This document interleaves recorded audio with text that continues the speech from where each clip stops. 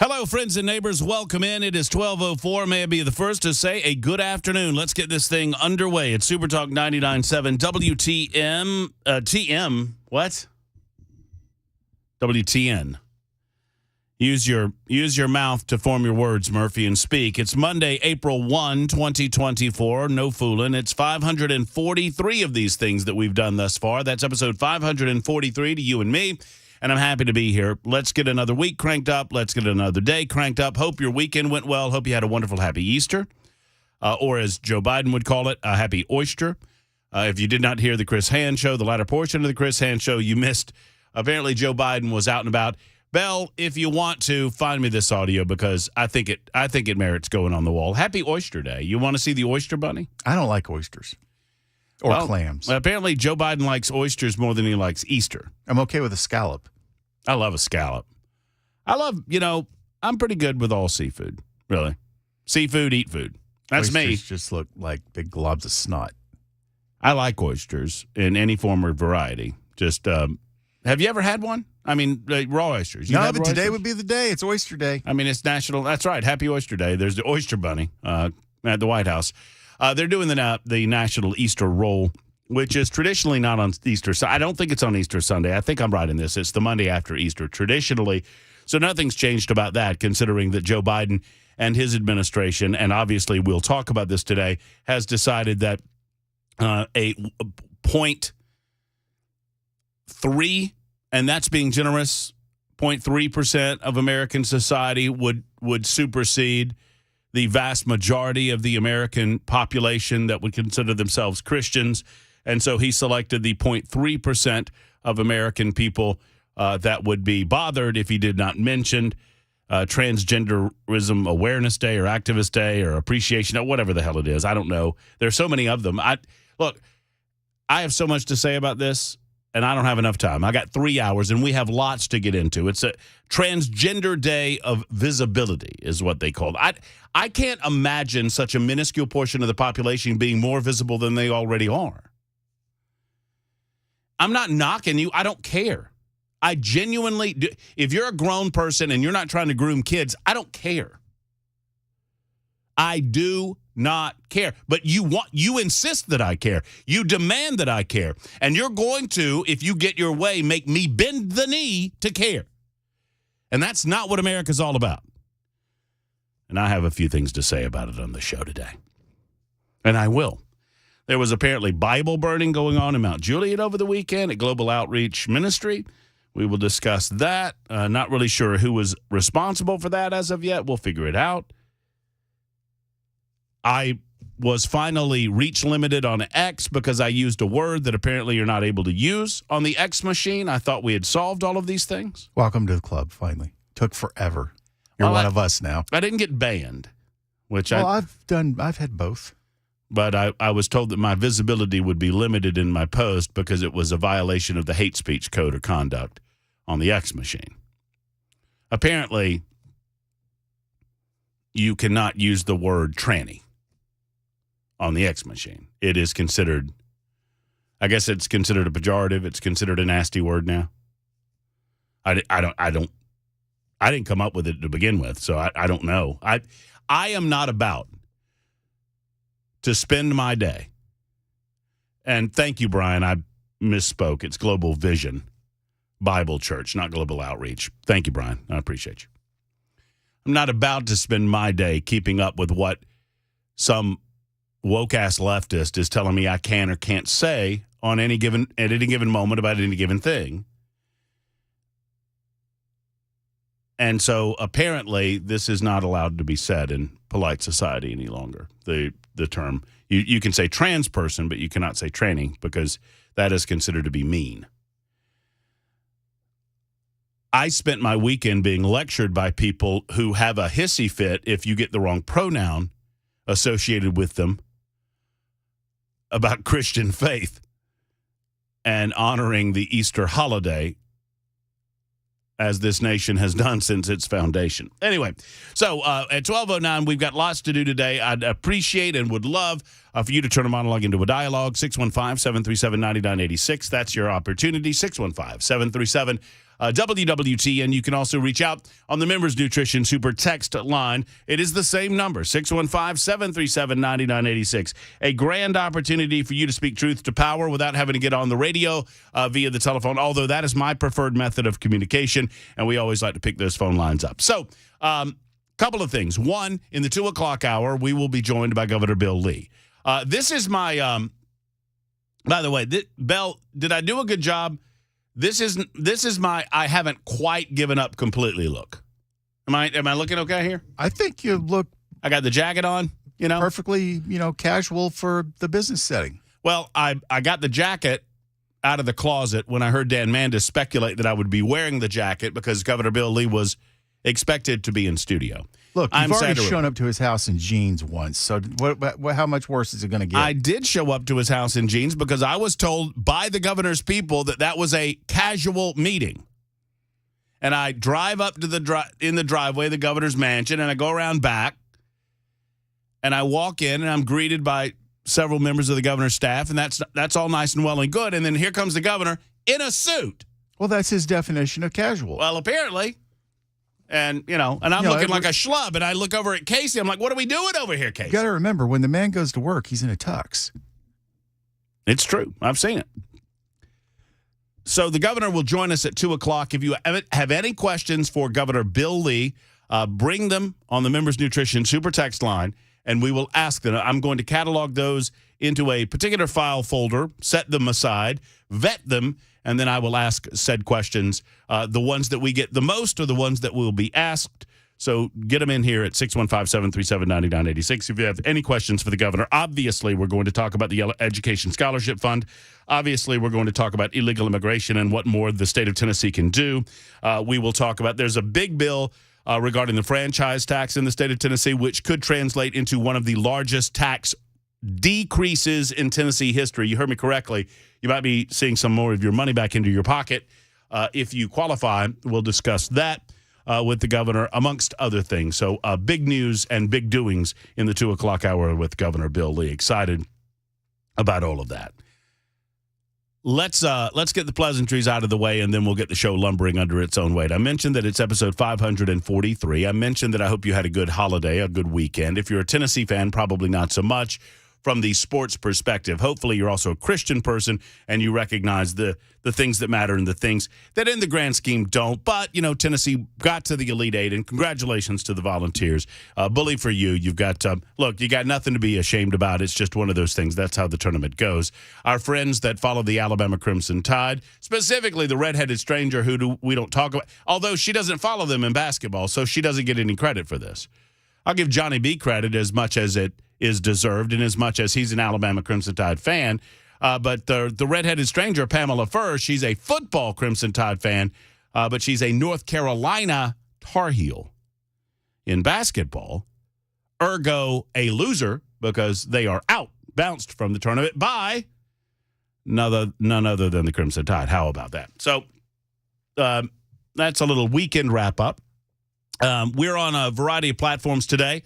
You obviously can join us on the radio side. You can also find us on anywhere that you stream music or information, thought, whatever you use to stream any of those things. Type in Supertalk 99.7 WTN and get us on there and get us going on your streaming application of choice. I would prefer you to go ahead and download the WTN app. That's right. We have an application ourselves. Type in Supertalk 99.7 WTN and you can get to that. And then, of course, if you want to see me in my fetching jacket, you can go over to the Supertalk television side of things. You will not see Bell K.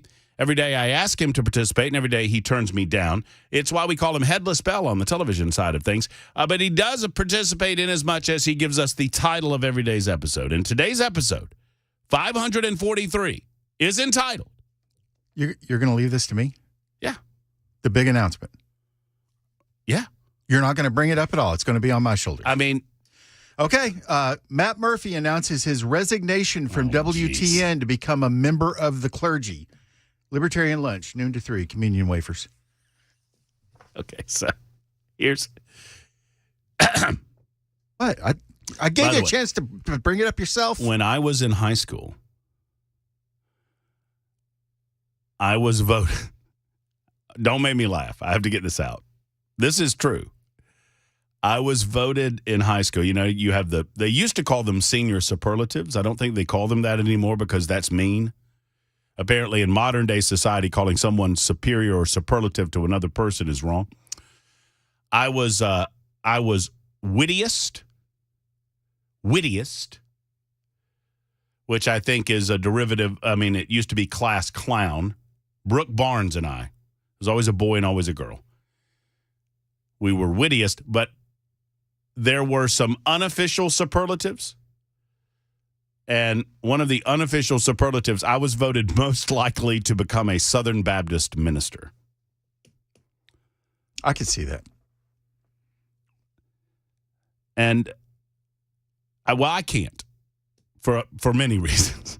But yeah, Southern Baptist minister. Here's your problem, Bill, without saying too much. The spirit of this moment has to have an air of believability. Otherwise, it crumbles. I totally believed it when you told me. Well, you know. I was like, this sounds legit. I could totally see where he's going with this. The problem, you know what the problem is? Well, you know what? I almost said something that I don't think is true. I almost said the problem is that the clergy, they don't get paid as much, but that's not true at all. That's not true one bit. I've seen how Benny Hinn lives his life. Joel Osteen? Come on. Yeah, no question. That work ain't cheap that he's getting done. Why do you think Joel Osteen gets work done like that? I don't know. Why don't you tell me after the first 6 months? I will, because probably, you know what they'll probably do? They'll probably tell me that the television camera's adding some weight or subtract or whatever and needs a lift or a tuck or something like that, and there you go. Wendy said, I would vote Cousin Matt most likely to play Vince Vaughn in his biopic. I love Vince Vaughn, and thank you. I will consider that a compliment, whether it's intended to be a compliment or not. Yeah, that's the 0397. That's the problem. I get disqualified a lot when I get to the brown water. I just have to find a measure of religious faith that doesn't mind it so much. Anyway, all right. So lots to get into. Obviously, we're going to discuss the Transgender Day of Visibility. Yes, I understand the excuse making that's going on. The excuse-making involves the Biden administration explaining to us and any leftist. Now, Mac Moy tells me there's still senior superlatives. I don't think a lot of schools call them senior superlatives anymore. Maury, do some research and get back to me when you get back to the station at 2:00 or whenever the hell you're going to show up. I don't think a lot of school systems do it. I mean, I don't have any kids, so I don't know. So y'all tell me. I think we transitioned away from using the word superlative because it made other kids feel bad. I don't recall. I know we had like class president and class council and all that, and that was listed in the yearbook, but I don't recall us ever having, most likely to at all during my last 3 years of high school. Well, maybe that was more of a reflection on your particular class than anything else. Might have been. It was a small school. These people aren't likely to accomplish anything positive in their lives. Maybe we should just stop all of this and call it a day. Belle would be most likely to live with cats. Thanks, Congratulations, Belle. Remember, Mac, I know where you work. Congratulations. If that's true, if you were most likely to live with cats, you have outperformed all expectations that they had for you. Because I live with two. Because you live with a couple of cats. I should bring you in my yearbook. We should do a yearbook day. Do you have your yearbooks? Yeah, I do. I got my senior. The three of us, me, you, and Mac Morey, should bring in yearbooks. And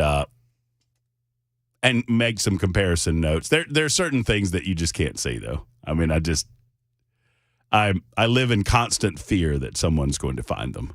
It's a public document. I know. I got a perm my senior year. I permed my hair. I lifted. I don't know what the hell. I was tired of having long straight hair. Did you still live in Thompson then? Yeah, Thompson, Georgia. Thomson. No P in Thompson. What was the name of the school? Thompson High School. Thompson. I guess there was probably just the one. Yeah, there was just the one high school. It was a small town. Thomson. Still is a small town. A little bit smaller than it used to be. Anyway, y'all can look it up. Yeah, big perm in high school. Constantly wore.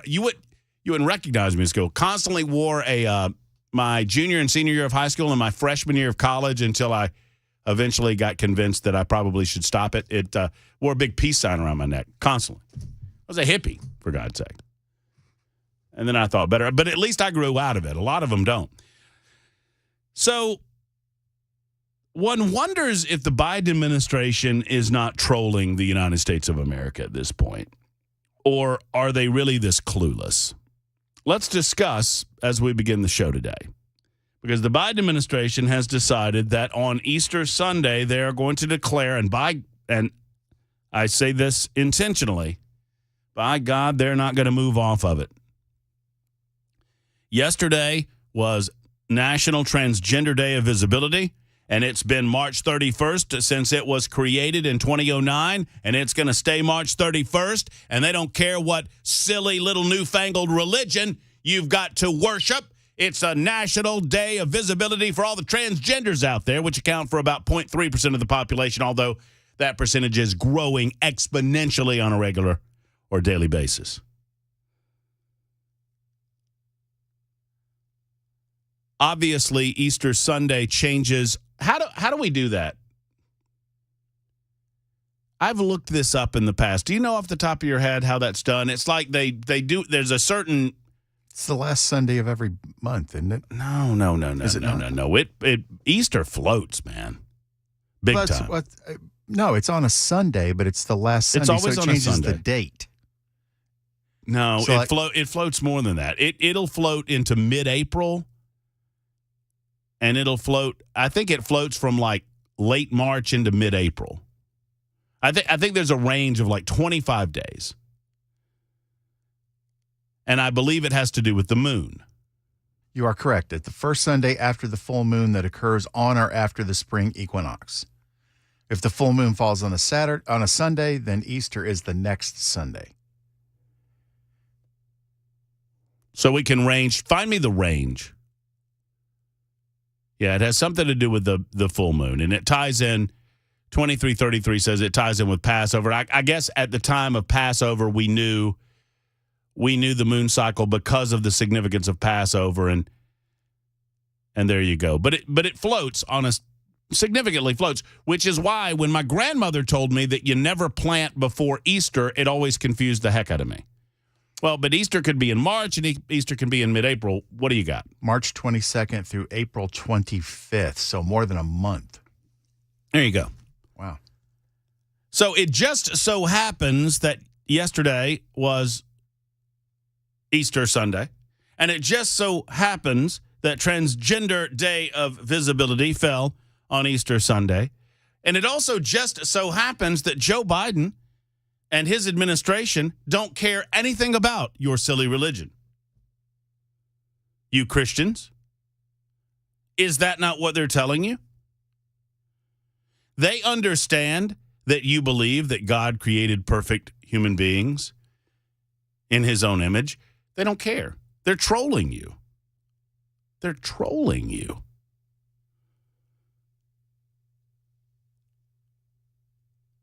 Every apologist responded with the same tweet or the same X post or the same whatever. It's just a coincidence that this happened. It's not a coincidence the way the White House handled it. And they demonstrated that it's not equality that they want. It's not equity that they want. They want you to bend the knee. They want you to bend the knee in every facet of your life, and they dang sure want you to bend the knee when it comes to your faith. And I wonder what you're going to do about it. Nothing. That's what you're going to do about it. You're going to do a bunch of nothing. We're going to talk about it for a day, and then we're going to watch it continue to happen. It does me no... It gives me no joy to say that, but it's true. More coming up on this in just a moment. It's 12:24. I have to take a quick time out. We're going to talk about some of the violence happening in Nashville, Tennessee over the weekend. Yesterday, as a matter of fact. We'll talk about the Bible burning that went down in Mount Juliet over the weekend. Yesterday, as a matter of fact, it's all on the docket on this. What I consider to be the fastest 3 hours anywhere on the radio dial. It is Super Talk 99.7 WTN and The Murphy Show.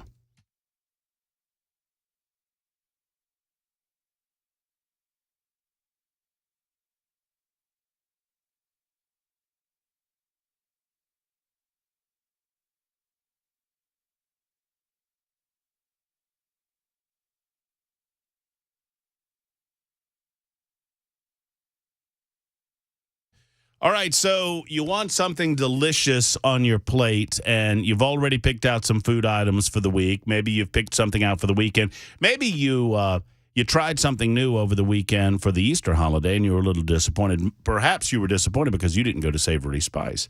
I have 2 locations to serve you, and I'll tell you about those locations presently, but I'll tell you this. I learned that there are differences. You know, back in the day when I was young and didn't know my way around a kitchen, I thought a spice was a spice was a spice. Holly and David will walk you through your paces on that. The different types of salts, the different types of peppers, the different types of flavorings and spices that come from right here in the good old USA and around the globe, and they have them at 2 locations at Savory Spice, the best of the best. You'll see chefs from around our community in Savory Spice buying on the regular, and you'll see newbies asking questions about how they can up their food game. You up your food game by upping your spice game. You up your spice game at the one and only Savory Spice. How about give them a visit today? 2 locations to serve. One's in L&L Market on Charlotte Pike in Nashville. The other's in Franklin, just off the square next to Gray's Pharmacy. It is the one and only Savory Spice. And when you go in, tell Holly, David, and the crew that Matt Murphy sent you to Savory Spice.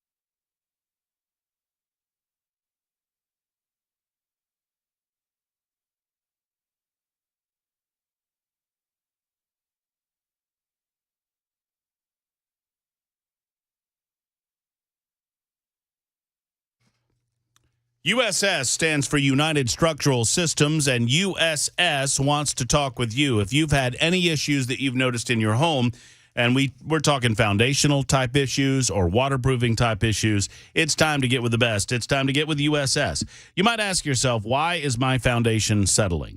What symptoms do I need to look for in case I believe that might be happening? Well, extreme moisture and drought conditions are the main cause for foundation failure. So soil swells during the wetter months, it dries and shrinks during the drier months, and that level of contraction, that fluctuation creates voids and allows for settlement under foundation walls, and that creates a settlement with the wall itself. That's the basics. That's the long and short of it. But here's the deal. If you've noticed cracks, if you've noticed walls bowing, doors sticking, if you've noticed moisture or mildew in your basement or your crawl space, these 2 things, foundation repair and waterproofing, go hand in hand. And United Structural Systems is the best. Since 1994, they've been guaranteeing their best. They've satisfied over 25,000 customers over the last 30 years, and they want you to be next by giving them a call and letting them come out and check it out for you. 615-488-7855, 488-7855, or USSTN.com, USSTN.com.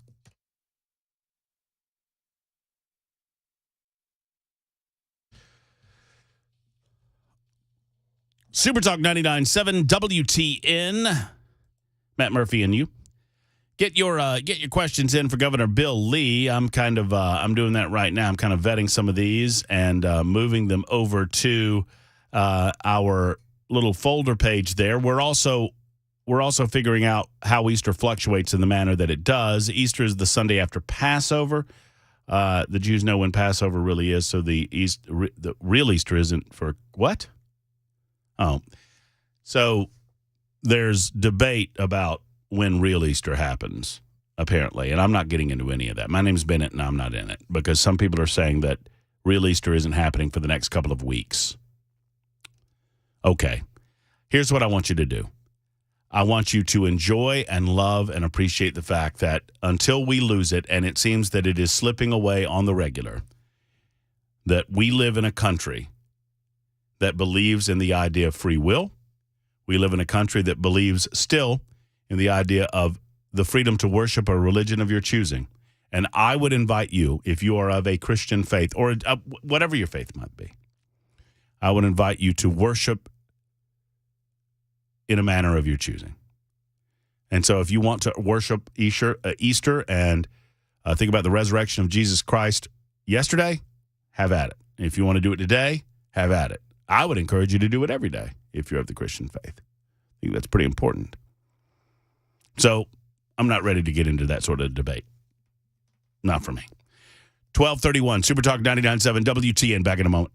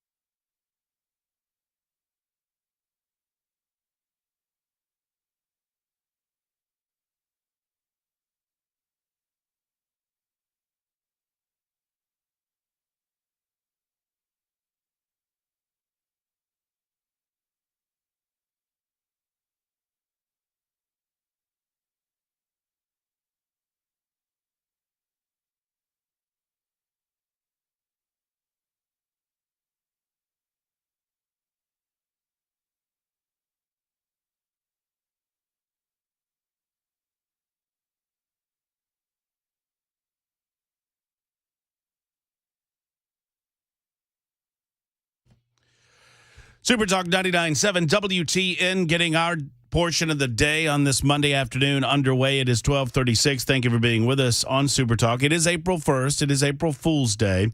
Be aware that it is April Fool's Day. You will get confused by some things you hear on this day, either on the radio or perhaps in the office, in your workplace, your homes or whatnot, because people like to have fun on April Fools.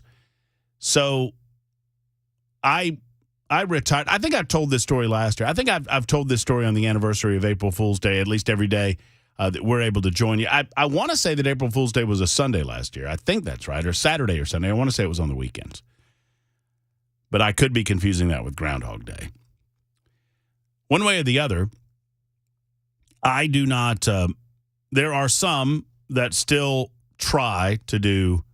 It was Saturday because this is leap year. Yeah, there you go. See, I thought I was right. I don't try to do it anymore. I hit a high water mark in Birmingham, Alabama about 12 or 14 years ago.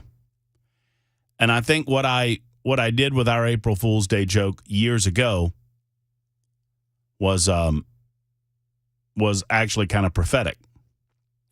Have I told you about the mayor's ordinance regarding the Birmingham Police Department that we talked about on April Fool's Day years ago? Yes, but now you have to tell it again because you just teased it. I do.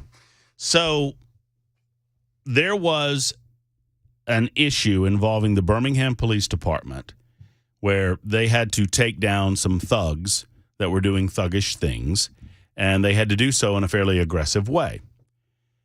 And it was argued, despite the fact that the police officer, the lead police officer in the takedown was an African-American officer, it was still argued by attorneys for the perpetrators, the suspects in this case, that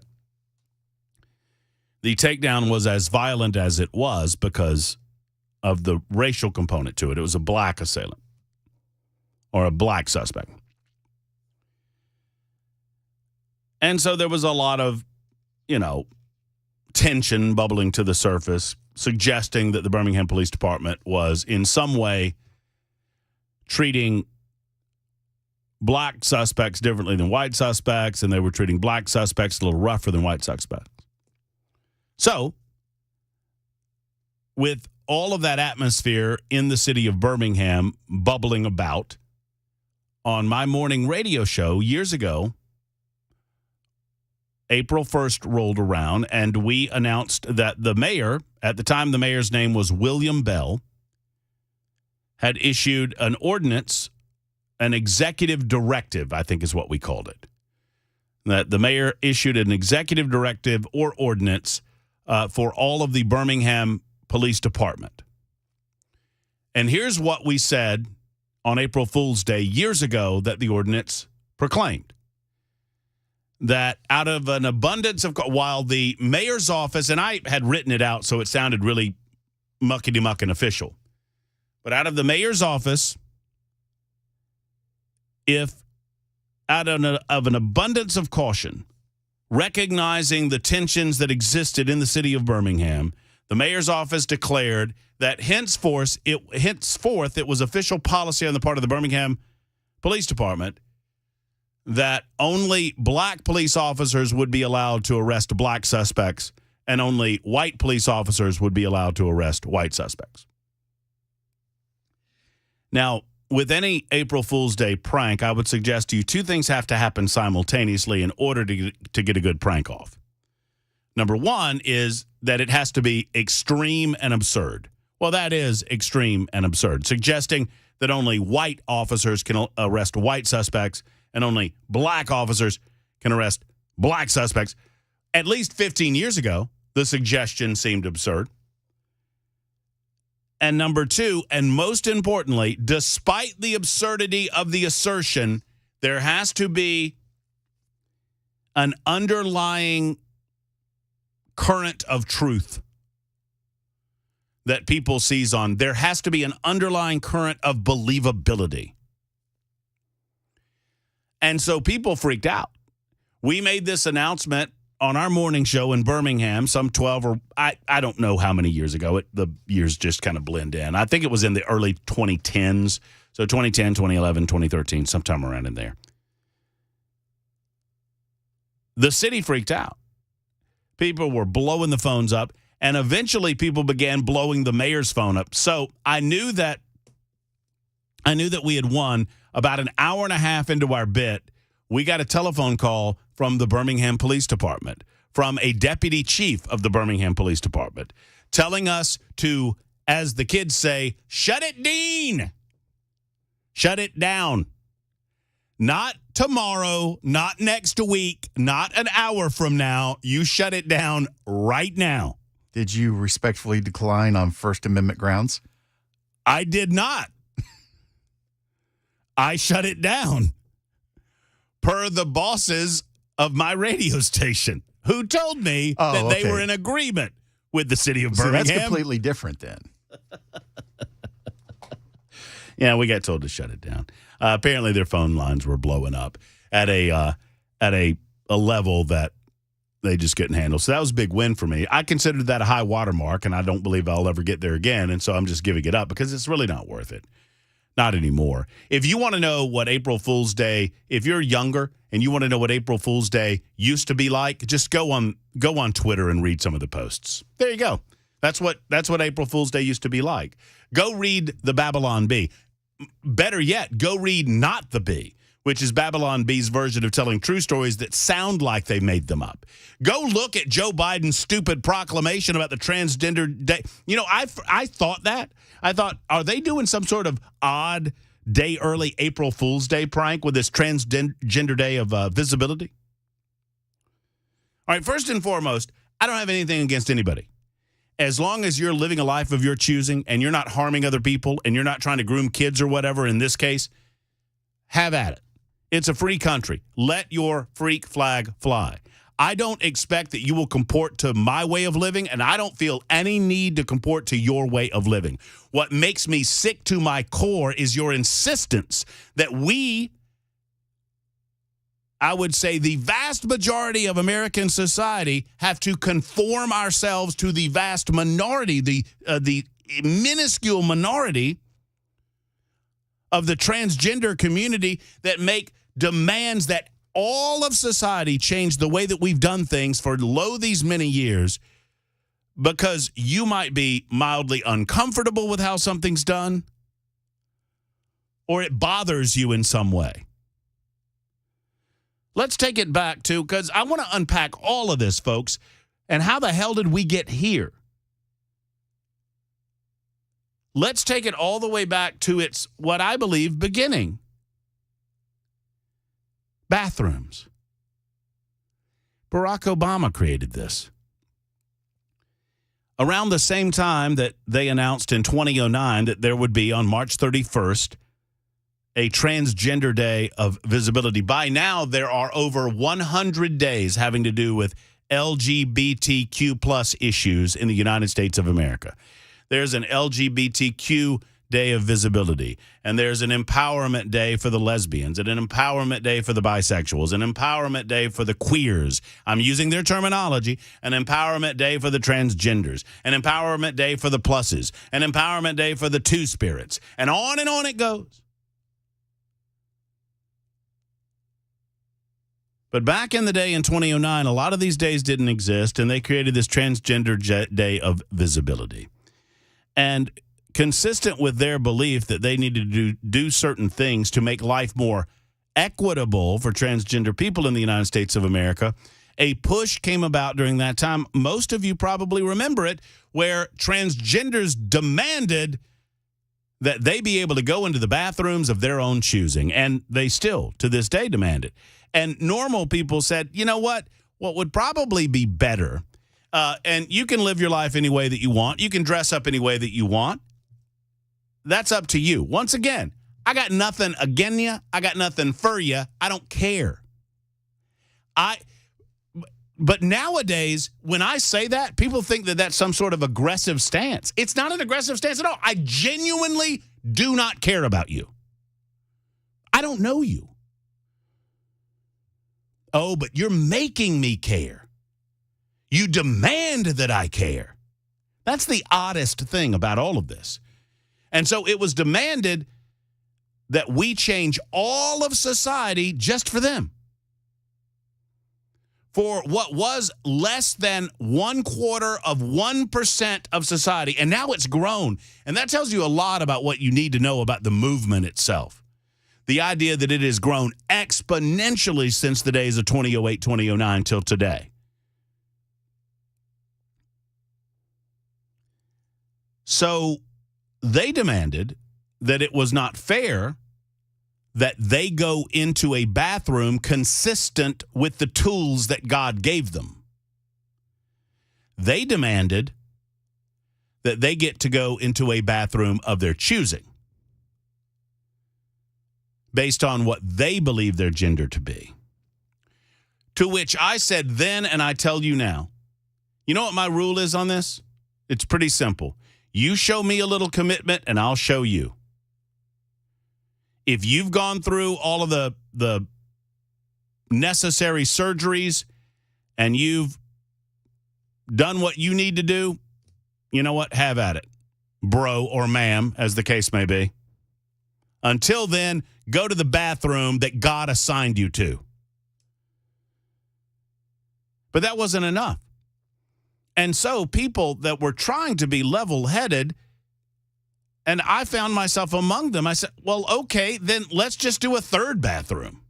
If it is this important to you, if you're so freaked out about all of this, just do if you've got to go number 1 or number 2, go in bathroom number 3. And everybody's happy. No, that was not enough, because now we're treating them like the other, and you're treating them like they're different.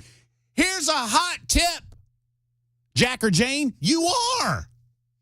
You're telling me, you're announcing to me that wires got crossed in your body. This is per you. I don't have anything to do with this. You're bringing this to me. You were born this way. You should have been born this way. But you simultaneously tell me that I'm not allowed to treat you any differently. Well, here's a hot tip. There's nothing that I could do or not do that's going to change the fact that you're different. Per you, not per me, per you. You're the one telling me. I'm not doing I'm just trying to mind my own damn business.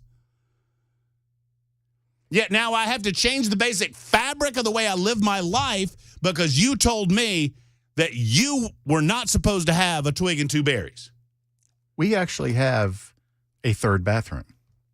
We have a men's, we have a women's, and we have a handicap. Yeah, like a ADA compliant. Right. Yeah. So they exist already, and nobody seemed to get mad when we had to make a third bathroom to be ADA compliant. Well, that's mostly, I find, well, I won't comment on it. Can they not use that one and be perfectly? I don't think the doors are big enough. Oh, you're talking about the ADA. Well, no, I'm talking about because a transsexual. They have created this dynamic where nothing's good enough for them except to do what they want to do. And your argument that you might go in there with little kids, they don't care. Your argument that pedophiles might use this as a way to get in there, they don't care. Although the mountain of evidence exists today that what we were saying back in 08 and 09 and 10 obviously has come to fruition. Pedophiles are absolutely doing that now. And that was our argument. They don't care about that argument. Because if I said, well, Bell made a good point. There's a men's room and a women's room. And if you're uncomfortable with those, and we would prefer that, you go into one of the gender of your birth, but there's a third bathroom. Oh, no, you're treating me like an other. And I'm not disabled, they would say. It's ridiculous. But then wouldn't it be fair to say that we treat disabled people as an other because we gave them their own specific? Bell, I'm telling you, we are not far away from a society that's going to demand that we start letting blind people drive cars. Because how dare you treat them differently based on their disability? I want to laugh at that, but I can't because there's a grain of truth in there. I mean, right? I'm not the one that's telling you there's a problem. You're telling me that there's a problem. And I don't know how you can be more visible than you are considering the amount of population that you represent. And so here's what I would say to all of you who are frustrated about yesterday. Love your neighbor. Follow God's teaching. It's why you're celebrating yesterday to begin with. But push back on this nonsense because that's just what it is. It's nonsense. They do not desire equality or even equity. They want to crush you if you think differently. They want to crush differences of opinion. Believe it or not, for all of you listening right now who are right there with me and applauding and going, yeah, Murphy, you go, Murphy. There are other people listening that want to destroy me because of the truth that I'm saying to you right now. 615-737-9986. Quick timeout is 12:52 on Super Talk.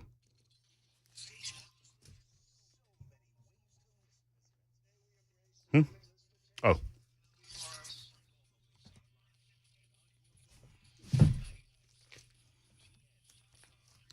Hey, friends, it's Matt Murphy. I love that we have a men's-only clinic right here in Nashville, Tennessee. Actually, two of them now because they have two locations opening up for you. It's the Tennessee Men's Clinic. You've heard me talking about them quite a while. If you've noticed a lack of energy, motivation, or drive, if you feel sluggish, run down, if you have low libido, you just don't feel like you used to, well, it could be a number of factors, including low T.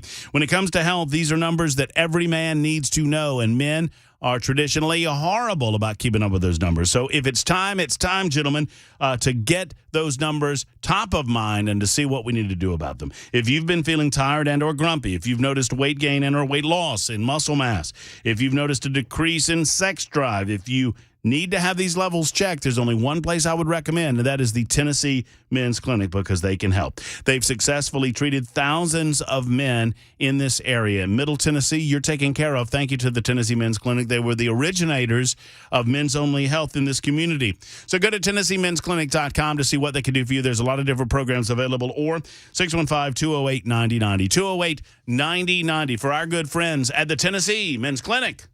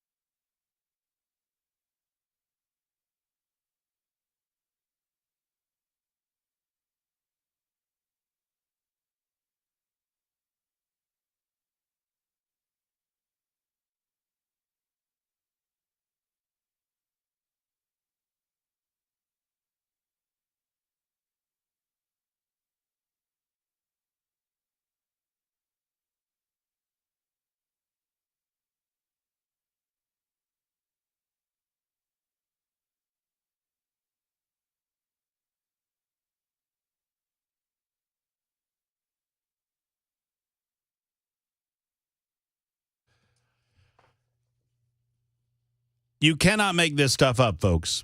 By the way, it's the Matt Murphy Radio Show on Supertalk 99.7 WTN. Joe Biden just denied that he ever declared yesterday as a National Transgender Day of Visibility. He denied it. I have the proclamation in my hand. More on that coming up in just a moment. Plus, Governor Bill Lee coming up in the 2 o'clock hour. It's a busy Monday edition of the Murphy Show on Supertalk 99.7 WTN. Stand by.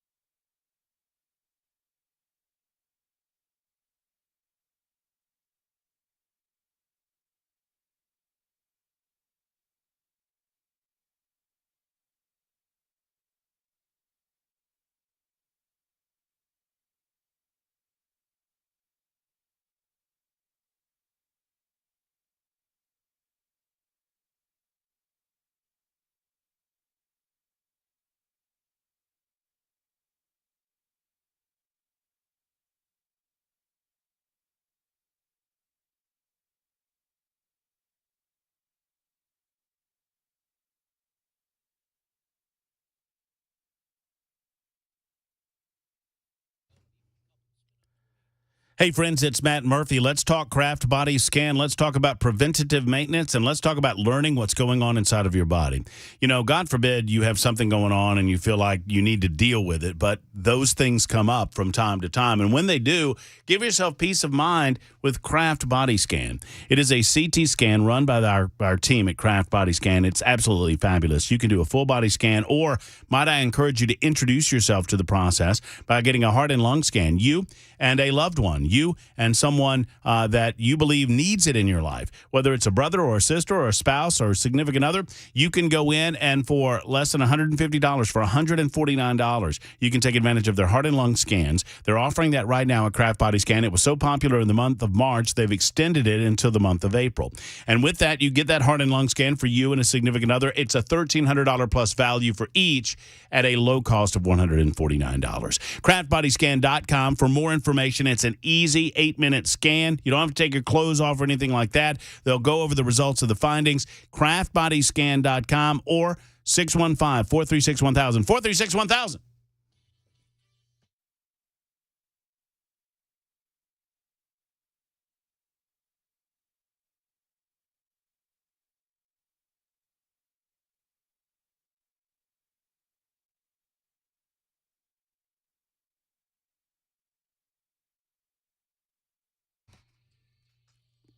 Hello. It is the Matt Murphy Radio Show, Super Talk 99.7 WTN. Hour number 2 is underway right now. Glad to have you with us. Whatever time you're able to give, we're certainly appreciative of that. In hour number 3 of the show, Governor Bill Lee will join us. We have not had an opportunity to speak with the governor this year, at least on our airwaves, and we appreciate his time. We thought for a brief second there, we were going back and forth. I was hopeful to get the governor in studio. It looks like that's not going to work out. They have something going on directly following our visit, which indicates to me that we're obviously not important enough for him to come by. He's probably got he's got to talk to kids from the Easter egg hunt or something. He's got some sort of ribbon to cut or some sort of, you're right, maybe a Easter egg. Probably had to schedule a late lunch and he's got to get to the deli. What is an Easter egg roll? It's when you roll the eggs down a hill? Well, down a path, down like a lane. So the idea is that you roll them down there without breaking them? No, you just have to be first, I think, if you're under 5. If you're over 5, you can't break them. I've long been confused as to, I mean, I guess it makes sense that they don't want to have an Easter egg hunt because that would turn into a melee, an absolute melee. At the White House I'm talking about, of course. Yeah, 3-year-olds punching each other in the face for eggs. Right. Yeah, I mean, you don't want that scene. Speaking of a scene, Joe Biden demonstrating his vim and vigor. Coming out on the balcony of the White House today in celebration of Easter. But by the way, he did not mention Jesus Christ once in his remarks today. Of the White House. Is it that difficult? Is it that hard to mention Jesus Christ? I'm fascinated by the whole bit. I mean, and that's what it is. It's performative in nature. Here he is. I'm coming down to do that Easter egg roll in just a minute. Thank you all so very, very much.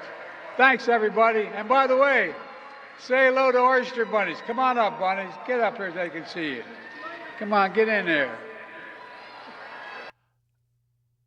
Hey, was that person handicapped?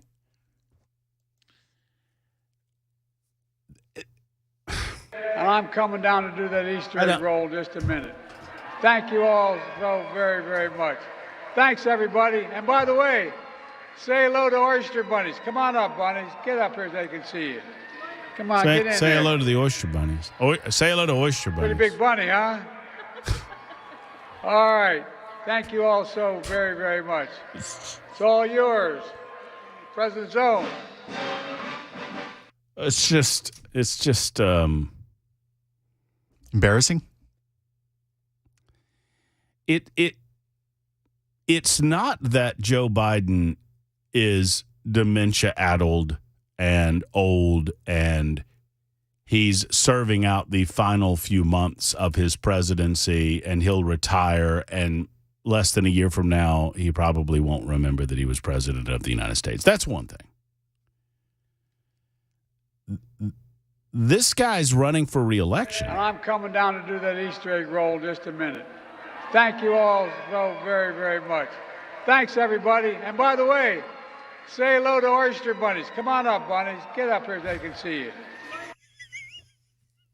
I'm fascinated with it. Come on up, oyster bunnies.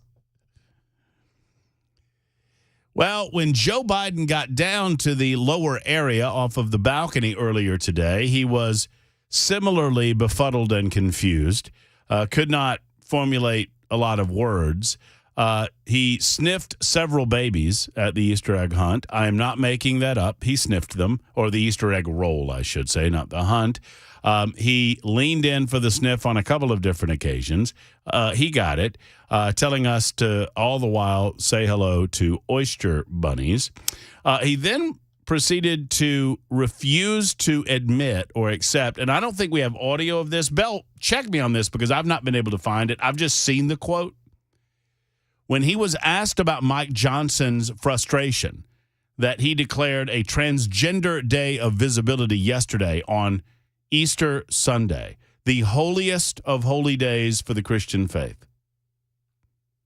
The holiest of the holy days for the central religion in the United States of America. Can you imagine any sort of Muslim day being besmirched in this manner? Oh, no, because they're a quote-unquote minority religion. But when asked about it, about proclaiming Easter Sunday as a trans day of visibility, Joe Biden responded by saying, I didn't do that. That's what he said. He said, I didn't do that.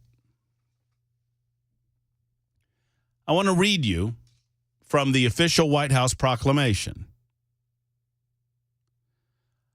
Now, therefore, I, Joseph R. Biden, Jr., President of the United States of America, by virtue of the authority vested in me by the Constitution and the laws of the United States, do hereby proclaim March 31st, 2024, as Transgender Day of Visibility. I call on all Americans to join us in lifting up the lives and voices of transgender people throughout our nation and to work toward eliminating violence and discrimination based on gender identity. Well, that's clearly not a real proclamation. When asked about this, he said, I didn't do that. I didn't do that. So either you lie just with impunity because you know the media won't call you out on it, or you don't remember, or you don't know. Those are your three options, right? You have three options in this case. One, you're lying. That's pretty bad. Number two, you don't remember doing what you did. That's pretty bad too. Number three, they didn't tell you. Which do you think's the most likely? Honestly, with this administration, I think the fact that they didn't tell him. I think they didn't tell him. Yeah. I think they sent it out. They don't bother telling him these things. After all, what is he but the President of the United States of America? He's not going to remember It's got anyway. his name on it. Why would he know? Whatever. But now, therefore, I, Joseph R. Biden, Jr., President of the United States of America, by virtue of the authority vested in me by the Constitution and the laws of the United States, do hereby proclaim March 31st, 2024 as Transgender Day of Visibility. When asked today about proclaiming Easter Sunday as Transgender Day of Visibility, Joe Biden's response was, I didn't do that. Then Karine Jean-Pierre got involved. And as you might expect, oh, wait, hold on. I gotta cut myself off here because I can't get a monitor in the corner of the room so we can watch the television side of things. So I pull it up. And when I pull it up, I have to watch myself because I get in a vicious loop. And the last thing you need to hear is three Murphys. Let's see. I pause that, move that up. And here's that. So the criticism over the Transgender Day of Visibility, the White House said that the president wouldn't abuse his faith for political purposes. Does the president think that's what Republicans are doing on this? I mean, look, just a couple of things, and really so surprised by the misinformation that's been out there around this, and I want to be very clear. Every year for the past several years, on March 31st, Transgender Day of Visibility is marked. And as we know, for folks who understand the calendar and how it works, Easter falls on different Sundays, right? Every year. And this year it happened to coincide with Transgender Visibility Day. And so that is the simple fact. That is what has happened. That is where we are. And I do want to say a couple of things because I think it's important here. As you just stated in your questions, what we've been hearing out there, a lot of misinformation. Wait, where's the misinformation? The number of times that Joe Biden over the last 72 hours has publicly mentioned Jesus Christ. Let's say from Good Friday to right now. So that's 1, 2, 3, 4 days. Bell, you want to give a wag at the number of times that Joe Biden, since Good Friday, has publicly mentioned Jesus Christ? Hold on a second. I got to do a little math in my head. Work it out. How many days? Take your time now. How many days was it? It's Friday, Saturday, Sunday, and today's Monday. So that's 4 days. 4 days. A little less than, but about 4 days. Plus, carry the 2. 0. All right, let me check the answer here. Hey, you're right. It's 0. Oh, but there's been misinformation. There's been misinformation. Done on purpose. And as a Christian who celebrates Easter with family, President Biden stands for bringing people together and upholding the dignity and freedoms of every American. Now, sadly, and it's not surprising, right? It is actually unsurprising that politicians are seeking to divide. You know what? You know what's not surprising is that they can't read the room and take a knee. What's the harm in just skipping? What? I mean, seriously. They skip faith-based holidays all the time. They virtually skipped any sort of religious connotation involving Easter this year and every year the Democrats in the White House. What's the harm in skipping Transgender Day of Visibility for a year? Once again, I can recall no other group that is better represented based on their sheer numbers per capita than transgender people. I'm not even knocking them for it. But Karine Jean-Pierre says there's a lot of misinformation that's going on. Of course, she said a lot more with regard to her press conference today at the White House celebrating Easter.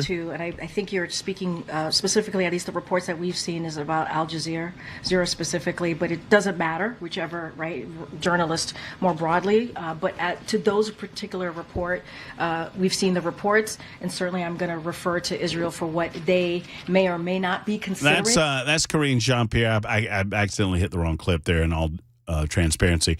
That's Karine Jean-Pierre demanding that the nation of Israel change their approach to a propaganda network like Al Jazeera. She went on to talk about a few other matters, and we'll get into some of these regarding the President of the United States, $20 an hour fast food minimum wage for fast food workers in the state of California, amongst other things. In the meantime, Steve is next up in Nashville. Hey, Steve, hope you're well. How are you? Hey, good, man. Hey, thanks, man. Thanks for taking my call. Just, so I'm driving, so I couldn't text in a question for Bill Lee, so hopefully you can do the honors for me. This is about the illegal immigration, where they come in here and they get the job. They get they get everything free. They get credit cards. They get all the jobs and everything. And so my question to him, I guess in a nutshell, it is he going to pass laws or try to pass laws, or because ultimately it's we the people that vote these people in that make the laws that are supposed to protect us, that are supposed to help us, make us prosper. So in a sense, it's on us. But I know without a doubt the majority of Americans in this country would vote for the governors, for the senators, for the lawmakers, and all they have to do is pass laws saying that if you are an illegal immigrant in this country, you cannot work. There is no company that can hire you and employ you. So everywhere there's people that are employing illegal immigrants, they need to be set a date that says we're passing a law on this date. If we find that you have illegal immigrants working in your company in this country, you will be fined. You could be, whatever. Those illegals will then have to go somewhere else where they can pretty much basically get away with it in the blue states and the blue cities, where they'll continue to do that. But what that will do, instead of a scattered million people all over our country, we'll kind of know where they're going to have to be at that point. So people like Bill Lee are the ones that are in charge of making these rules and laws and passing these laws, because we've got another generation coming up. Steve, I'm trying to give you a broad berth, but stop for a second. Because I think you're bringing up some excellent points here, and I want to make sure that everyone understands them. Yeah. But first and foremost, Governor Bill Lee doesn't make laws. Well, no, he that's not the way the system works. The General Assembly makes laws. And just like the Congress makes laws. I don't mean to pick nits, but I think it's important to note. No. But the governor most certainly can promote and use his bully pulpit to push legislation. And the governor every year has proposals like his education scholarship fund, for example, this session. The governor has proposals that he promotes, and he has individuals within the legislature that's going to represent the governor's bills, quote unquote, that they say. So it is up to the House and then the Senate subsequently to pass it, and then he gets to sign it. That said, I am 100%. I believe that we have reached a point in American society when we need to demand, hear me now, everyone, demand complete and total e-verification of all Social Security numbers or worker ID numbers in the United States of America, regardless of the number of people that you're employing. And there should be no exceptions. And you would be hard-pressed to find me a reason to have an exception in the modern era. I understand that it's going to be a mild burden on some businesses that only have 5 or 6 or 7 employees. And for those businesses, I would suggest to you, you just have to accept that burden, because the burden of illegal alien activity, the invasion that's happening across our southern border and in other places, is far more worrisome than whatever financial burden you might have to pass on to any consumers regarding having to verify that your employees are actually in the country legally or were naturally born here. I'm 100% with you. It is. Yeah, it is. But, also Nikki Haley actually brought this up while she was campaigning. She actually mentioned this in one of her speeches. I don't know if you saw it or heard it or not, but she actually brought that fact up, that if she was to become president, that she would make sure she would do executive orders and pass things into law that would disallow companies from hiring illegal immigrants. And I mean, that's pretty much, you don't really need a wall we're still going to need a wall, but it's going to pretty much, that's the source of it. They're coming here, they're getting money, they're sending money back. I mean, the idea if the bears are going to stop coming to my back porch if I take the honeypot off the porch. I mean, that's exactly as easy as I can put it. And I'm right there with you, Steve. And sadly, there are far too many, and I'm not suggesting that we have them here necessarily in the state of Tennessee. There are far too many Chamber of Commerce Republicans that like the low dollar value labor that they get from illegal aliens. And they don't want to do the necessary hard work to get out there and hire Americans. And look, I'm not suggesting that we don't need to revamp immigration on the back end. We've got to seal the border down on the front end.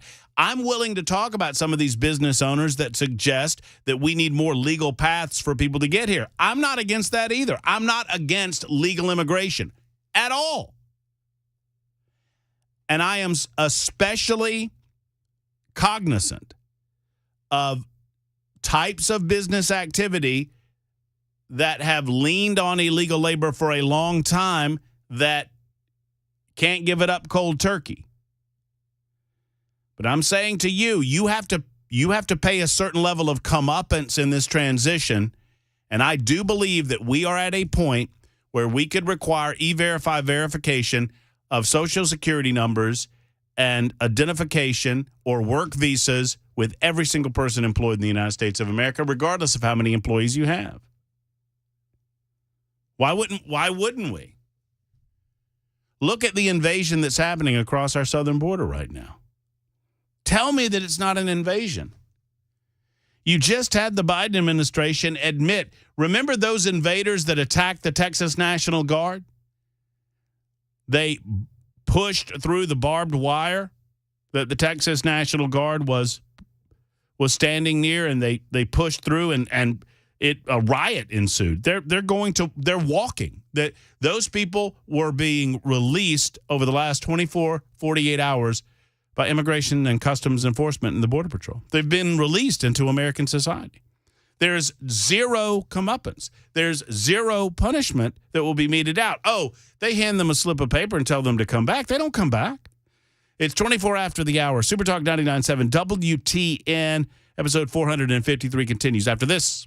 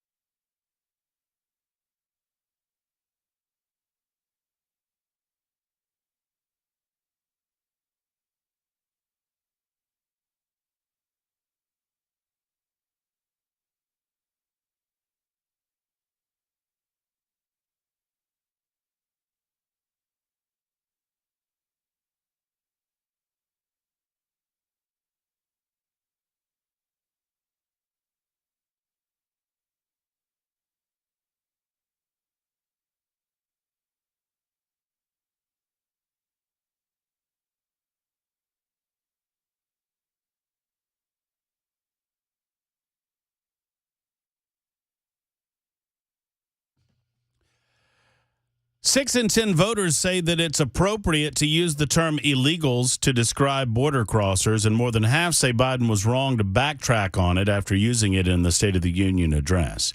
That is coming from dailymail.com. What fascinates me about this story, I'd flip it around. That means 4 out of every 10 voters in the United States say it's inappropriate to use a perfectly appropriate term to describe these individuals that come into the country against the laws of the country. It's the Matt Murphy Show on Super Talk 99.7 WTN. Hello, Matt and you. In about, 45 minutes or so. I don't know exactly when the governor is going to be calling us, but the governor is calling us sometime just after the 2 o'clock hour, so listen up for that. A quick note, obviously we have so many different celebrities and particularly country music stars that live in and around Nashville, Tennessee. One of my favorites, the Oak Ridge Boys. I've loved the Oak Ridge Boys since I was a kid, listening to Oak Ridge Boys albums on my grandmother's high fidelity stereo. And it's a sad day. The Oak Ridge Boys lead singer, Dwayne Allen, lost his wife Easter morning at the age of 76. Nora Lee died March 31st after battling an extended illness. And Dwayne Allen shared a message with close friends late in the day Sunday, saying, "This morning, my wife of 54 years and 8 months took her last breath of air on planet Earth. Nora Lee went to be with Jesus at 7:28 Easter morning. She had not been feeling well for some time. Family spent all night with her last night at Vanderbilt Hospital. We took time singing with her, telling stories, loving every second that God let us share her on this earth." So our thoughts and prayers go out to the extended family and friend group of the Oak Ridge Boys, and more particularly to Dwayne Allen, who lost his wife of over 54 years, Nora Lee, at the age of 76. It's very sad. That's almost as long as he's been in the Oaks. Long time. So there you go. Think about the Oak Ridge Boys. Quick timeout. Your call's coming up. Talking immigration this hour of the show, talking transgenderism, and we'll talk Bible burning coming up in just a moment on Super Talk.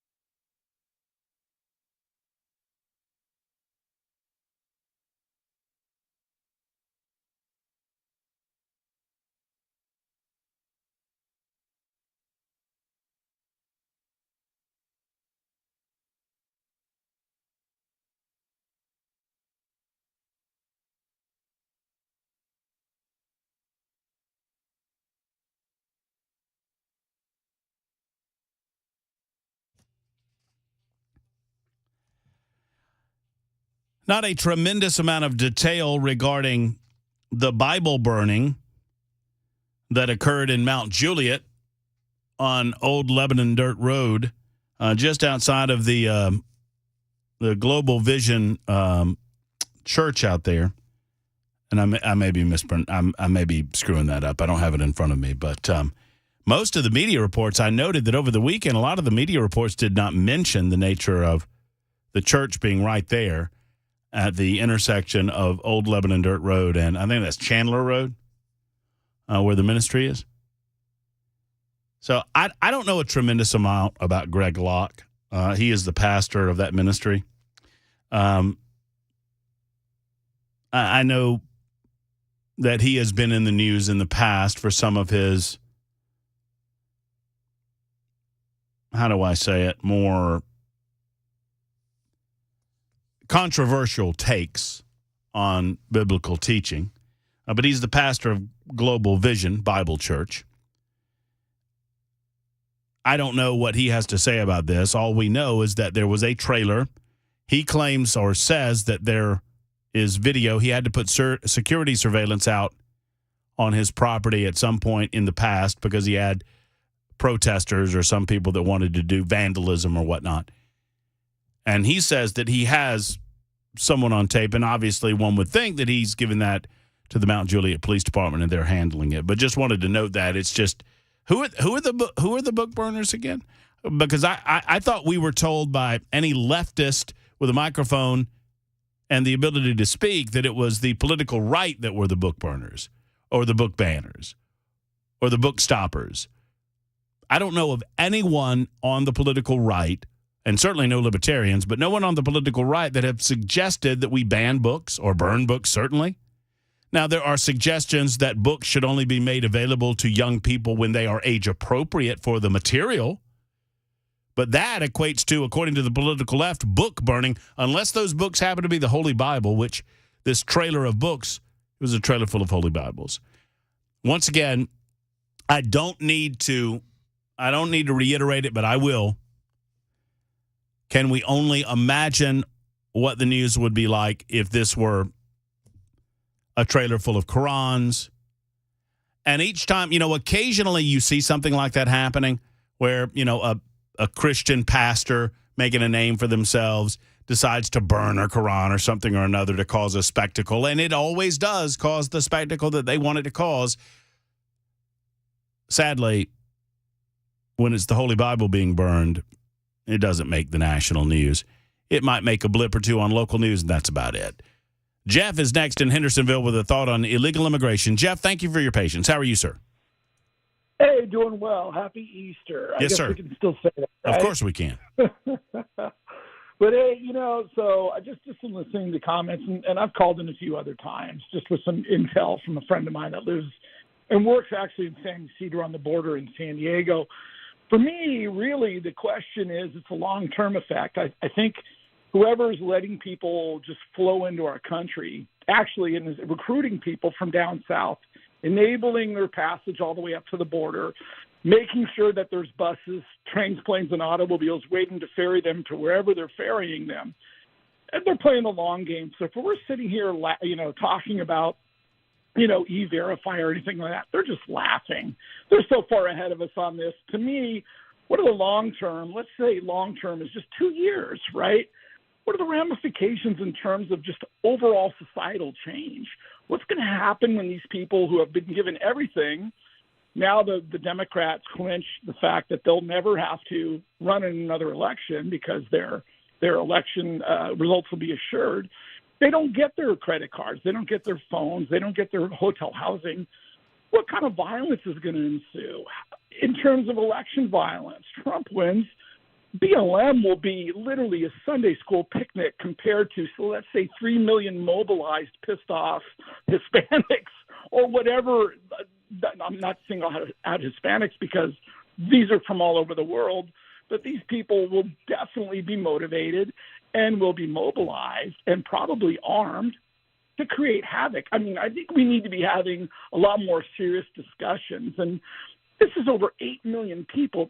That's the population of Metro New York right? Our largest American city has been let in illegally, right? Well, it's more than the last I saw, the estimate that I saw was 11 million. And that's almost the state of Tennessee and Alabama combined, the two states combined, right? Full of people. So the two red states, if you want to put it that way, right? So at the end of the day, so you and I, we're justifiably concerned. And listen, this isn't doing the illegals a service either. A lot of these people genuinely want to get in for a better life, and I think their version of the American dream is being completely prostituted. Well, but just like a couple of things to unpack. Let me unpack a few of them, Jeff. So, first, obviously, when you deal with hundreds of thousands or millions of people, you're going to get a lot of different types of people with a lot of different goals. Some of them are going to be good people that think, well, I'm committing a victimless crime. They're not, but that's what they believe. That if I'm allowed here, I can make a life for myself. And many of these people will do everything in their power to work as hard as they can to make lives for themselves because they believe that America is that city on a hill. And we are, which is why we have to limit the ability for people to immigrate here. Otherwise, it would be overrun. But along with those types of people, and I don't know what percentage that might represent, but along with those types of people, you get the bad guys, you get the ne'er-do-wells, you get the murderers and the rapists, like Donald Trump said so many years ago when he was campaigning in 2016.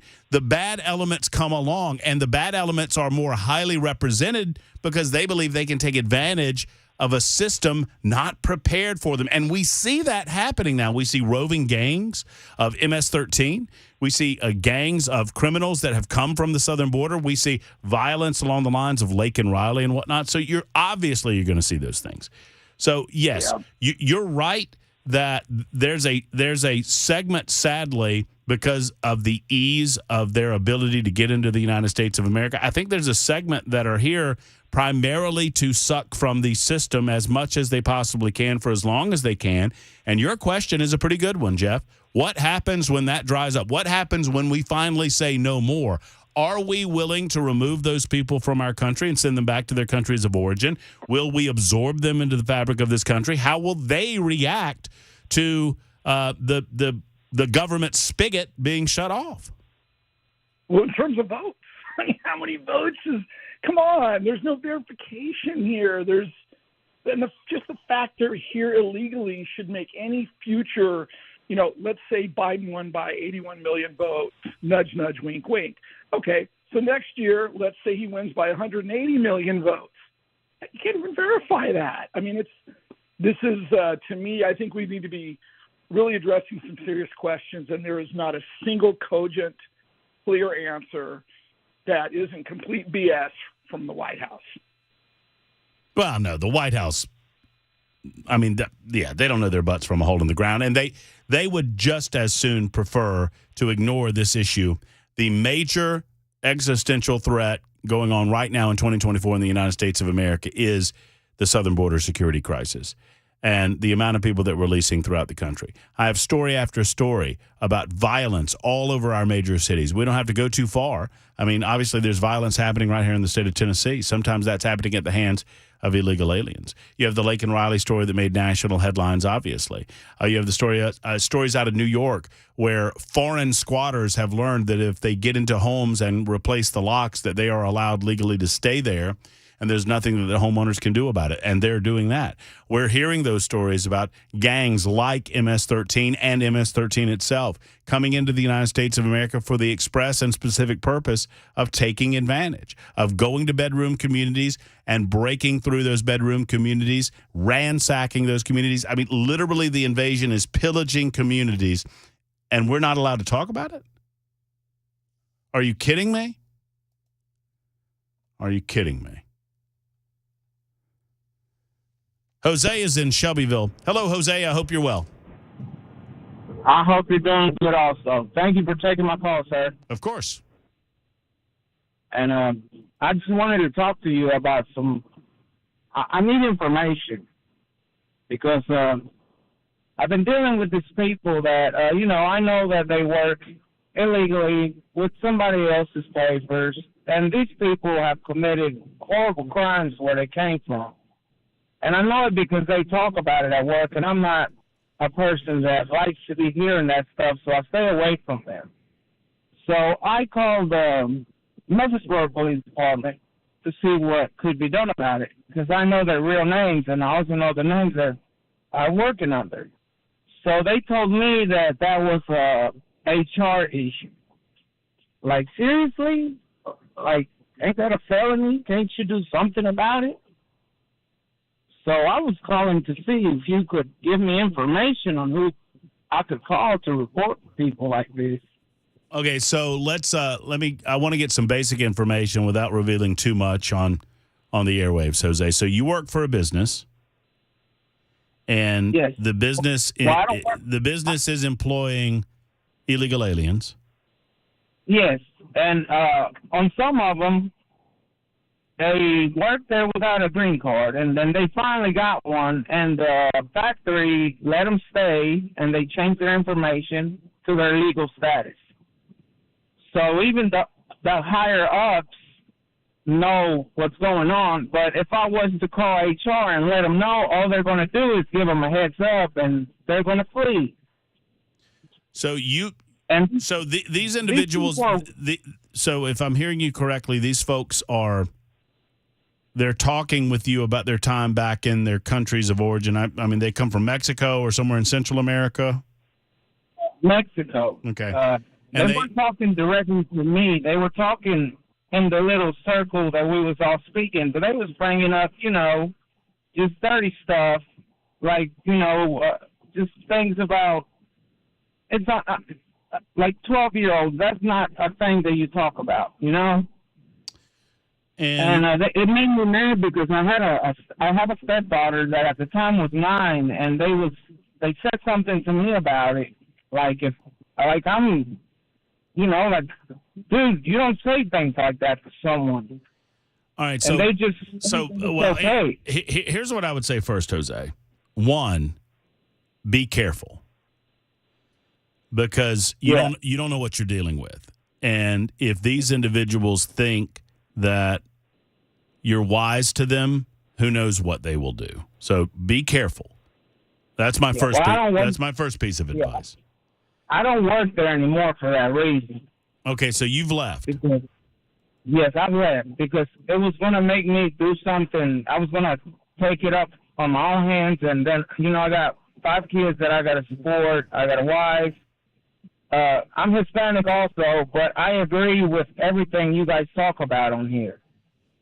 So, I don't want the open border. There's all kinds of people coming in, and a lot of them that are coming, it's because they've done bad things down there, and they're wanted down there, so they think that they can come over here and hide. But then they're going to commit the things that they're doing over here, just like with, I don't want to mess up her name, but Mrs. Riley, the lady that Lakin Riley, that's right. So these are people that are talking about the bad things they did over there, and you're concerned that they're bad people, that they're going to do the same type of thing over here. They're here illegally. Yes. And you said you brought this up to the Murfreesboro police? Yes, and all they told me was that they couldn't do anything. I was like, they're working on somebody else's legal papers, but I know their real names, and they're in the system because you remember when they gave out driver's licenses to illegals in Tennessee back in like 2004, 2005? I don't. I'll take your word for it, but I was not here back then. But yeah, go ahead. Well, they did for like a year, or it must have been in the early 2000s. I was a kid. I remember when they did that. So these people, they have, the picture, their real name is on file, but they're working under somebody else's legal status and stuff. And I just wish there was a way that I could know just to turn them in and get them out of here, because they're not good people. I know my family agrees with it, I mean, I consider myself a conservative. I'm not, I started listening to you guys about 2 years ago, and my mind and my thoughts changed a lot. What you guys say on here is pretty much the truth. Well, I'm glad. I'm glad for that. Let me do this, Jose. I mean, you no longer work at this business? No, I don't. I wouldn't ask you to do it necessarily on air, but what I'll do is I'll put you on hold. Would you be Okay. willing to offline tell me what business we're talking about? Yes, sir. Okay. I'm on my way to work, but I'll. Yeah, no. Here's what I'm gonna. Don't hang up. Don't hang up. I'm putting you on hold. Bell, go to Jose, and let's find out what business he's talking about. Because it would seem to me that if the business is hiring illegal aliens, and they're being made aware through their HR department that they are in fact hiring illegal aliens. Well, if you know that you're hiring illegal aliens and you're doing so, that's illegal. It would occur to me that you tackle that through the business, and you do so by shaming the business, or at least telling the business that you're going to have to shame them.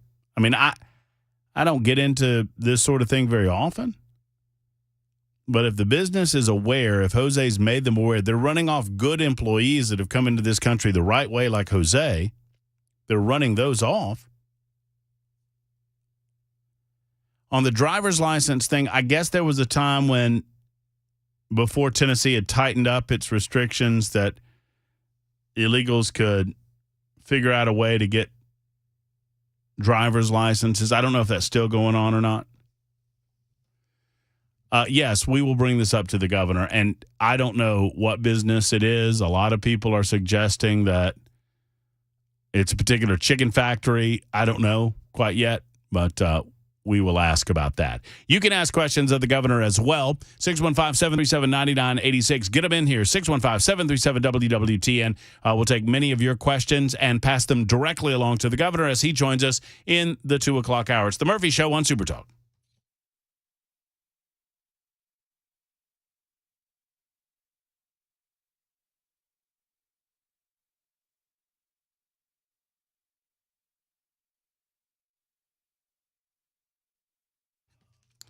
Where's your pain? Do you have back pain, neck pain, knee pain, hip pain, elbow pain, pain anywhere on your person? Did you know the Dr. Gill Center can alleviate said pain? They can help you. I mean, just about anywhere that it hurts, the Dr. Gill Center will be able to take care of business when it comes to spinal issues or even soft tissue therapy. They are your go-to source for pain freedom without the need for pills, without the need for surgery, without the need for needles. Let's discuss. The Dr. Gill Center, for well over 30 years now, have been helping people like you. And Dr. Gill, very early on, put together an entire team. He has that team approach because he is able to serve more individuals that way. He is able to lessen your wait times that way, and that's what it's all about at the Dr. Gill Center, getting you in, getting you pain-free, and getting you out, whether it's spinal decompression, red light therapy, their Class 5 laser system. They do it all at the Dr. Gill Center, and they do a great job. I know because not only am I a spokesperson, I'm also a client of Dr. Gill and the Dr. Gill Center for Back, Neck, and Chronic Pain Relief in Franklin. You owe it to yourself to make this trip for less than $50, $49. You'll get a complete examination, complete set of x-rays, a complete results. You'll get the findings, and you'll get a plan of action to help you alleviate the pain in your life. Give them a call today at 615-882-4838, 882-4838, the Dr. Gill Center for Back, Neck, and Chronic Pain Relief in Franklin.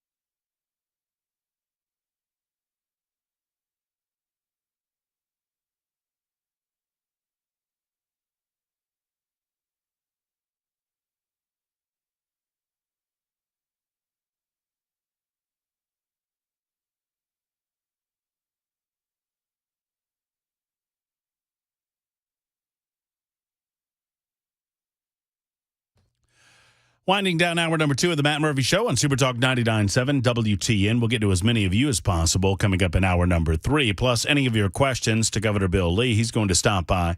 We'll have him for the better part of 20 minutes or thereabouts. I think that's about right. And we've lots to discuss. Obviously, we'll start with the Education Scholarship Fund and go from there. If you have any thoughts on anything you want to discuss, we'll talk about the immigration situation, illegal immigration primarily in the state of Tennessee as well. It's all to come in hour number 3. One more to go. It's Super Talk 99.7 WTN and the Matt Murphy Show. Stand by.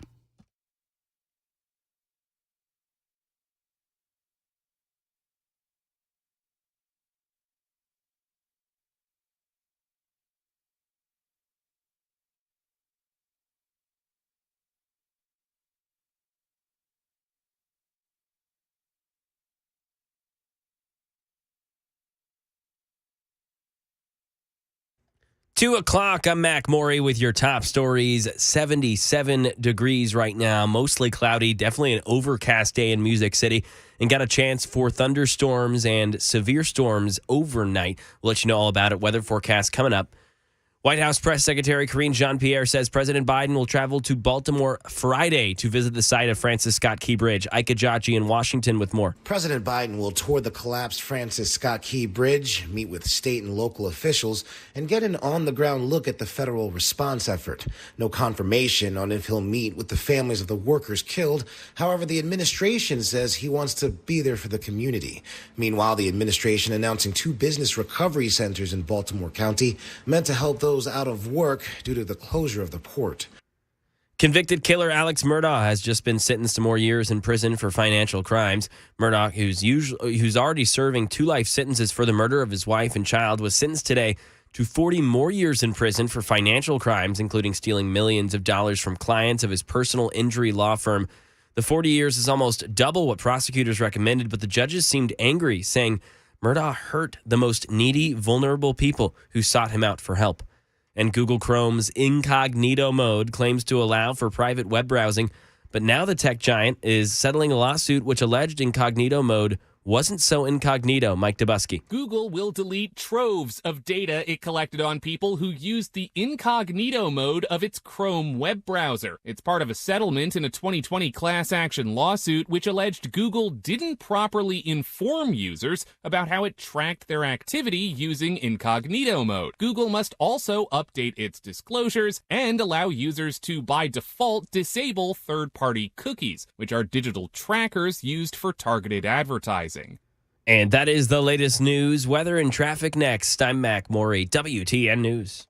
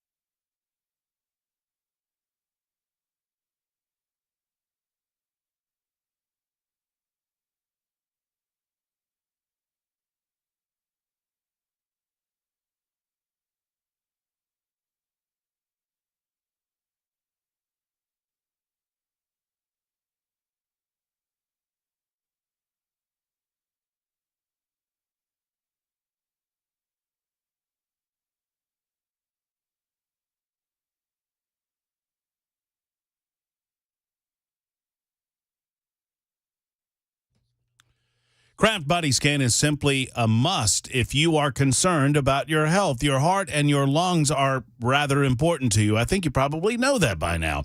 Your loved ones are pretty important to you as well, aren't they?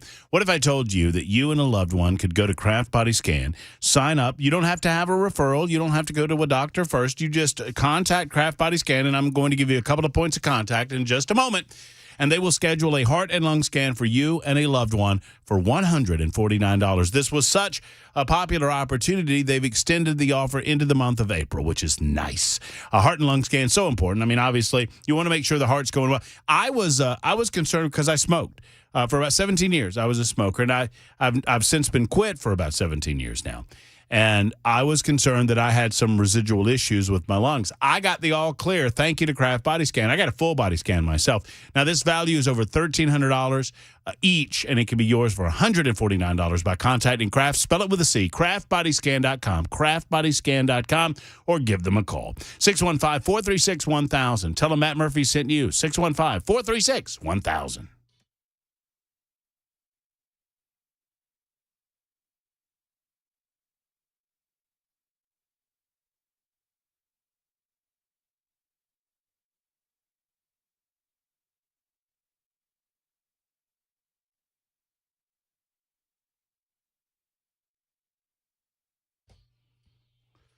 Here we are. Here we go. Hour number 3 of the Matt Murphy Show on Super Talk 99.7 WTN. Pleased to have you join us.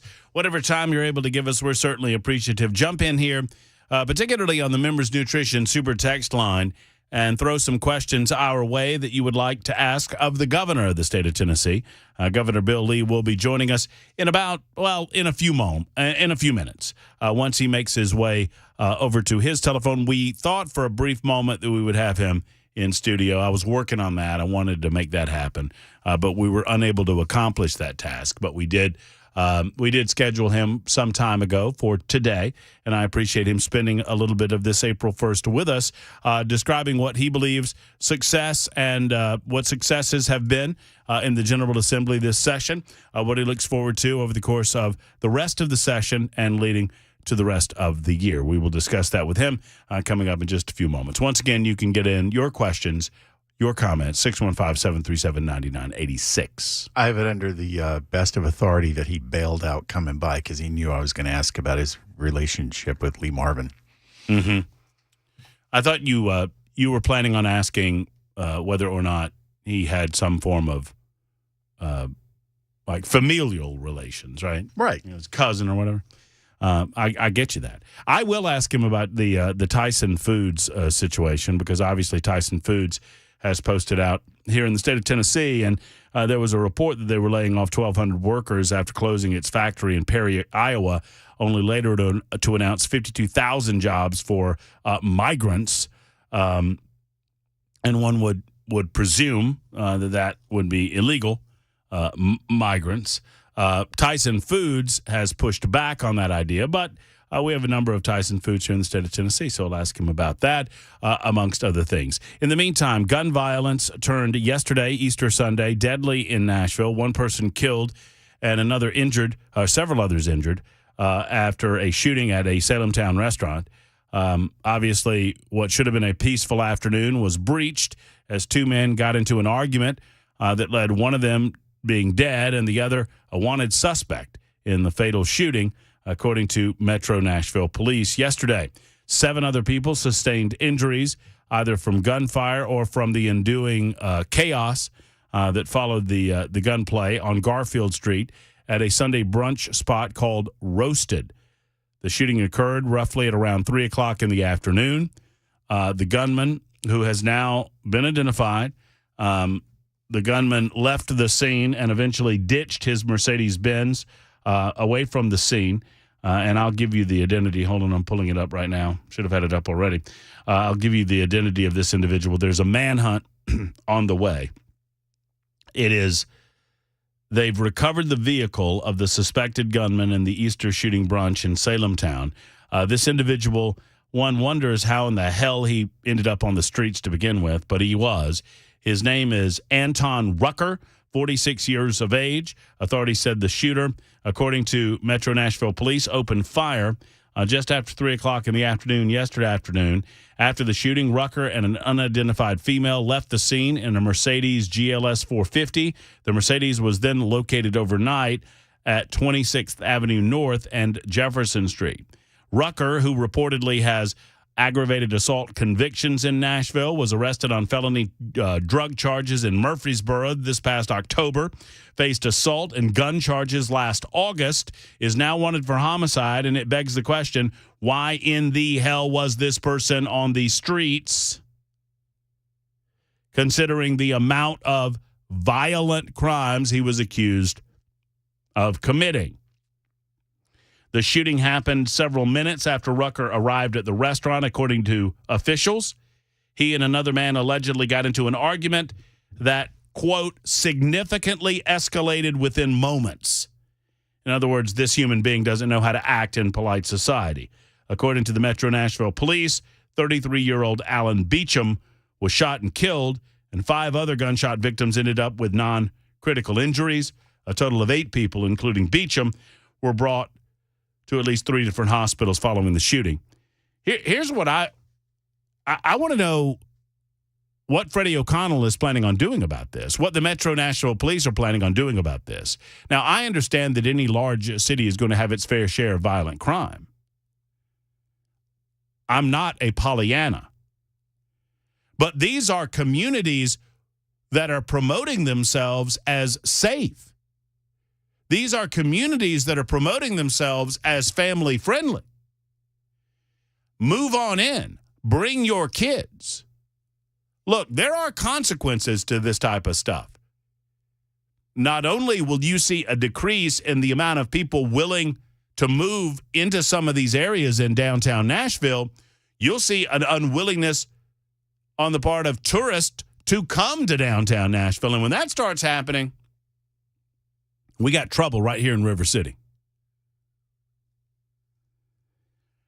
It is bothersome to the point that last night I had, and you can probably figure out the name, Bell, I had a local celebrity who lives in that area wondering what in the hell is going on and what in the hell is Freddie O'Connell going to do about it. And I think he's coming on the show tomorrow to talk about it. It's our good friend, I'll tell you, I don't think he minds me telling it, our good friend Taylor Hicks, who lives in that area. He's like, when I moved over there, I was told that this community was safe, that this was well patrolled. And he has said to me, and once again, I don't think he'll mind me saying so, that he communicated with the Metro Nashville Police Department. He's like, where are you guys? Why aren't you patrolling here? Why do we have so many break-ins and all of these other things happening? Nothing. A lot of nothing. And now somebody's dead. They didn't have an answer, or they didn't respond? They don't respond at all. And Taylor indicates to me that, I mean, he's got, one would think, and it maybe shouldn't be this way, but it is, one would think that if you're somebody along those lines, you get a little better access to someone like Mayor Freddie O'Connell. You don't need to worry about traffic issues if this is going to keep up, because your traffic is going to significantly decrease in the state of Tennessee. Rick is in Nashville next. Hey, Rick, how are you? Hey, man, I'm just on the school choice thing. I'm all for that, but I'm wondering, like when they did the $2,000 quarter voucher for the lottery thing, all the colleges, they just went up $2,000 a quarter on their fees. So what's going to keep the schools from going up on their fees, and when they give them this money, and how are people that can't afford it to start with going to come up with the other money to go with it? It just doesn't seem like it's possible. I don't see people coming up with a $5,000 or $6,000, $7,000 more dollars to go with the $7,000 to pay a $14,000 or $15,000 scholarship. Do you? Well, some people can. Some people won't be able to. So how is that for everybody then? Well, I don't know that it's been advertised as it's for everyone. I mean, if you are living paycheck to paycheck And whatever your circumstance or however you got to your circumstance, if you can't afford to bridge the gap between the $7,000 figure has been come up with, Rick, because that is basically the state's contribution roughly per pupil. So they're trying to scholarship that back to the individual families based on the amount that the state contributes roughly per student. So it's trying to maintain it consistent with the state's contribution. I don't know that there was ever a promise that it would fully fund private school education for the kids that it does affect. But for many families that I've talked to, it would provide enough of a bridge that they would be able to complete the funding, whether it's $10,000 or $12,000 or even as much as $15,000 per year for a private school education. All right. Thank you, sir. I mean, yeah, I feel like I haven't satisfied you there, Rick, but I mean, that was my goal. I mean, let me put it a different way. Pardon me, I got distracted. I'm having a text communication right now with the governor's office. So I don't know of any private educational opportunity that's $7,000. But I also don't think that that's been promoted that way. At least as far as I know. Do you want me to take a break now, Bell, or are we going to suspend it? A thumbs up does not answer my question. Do you want me to take a break now? Okay, very good. 15 after the hour. The governor's coming on in just a moment. The Matt Murphy Show continues with Governor Bill Lee right after this.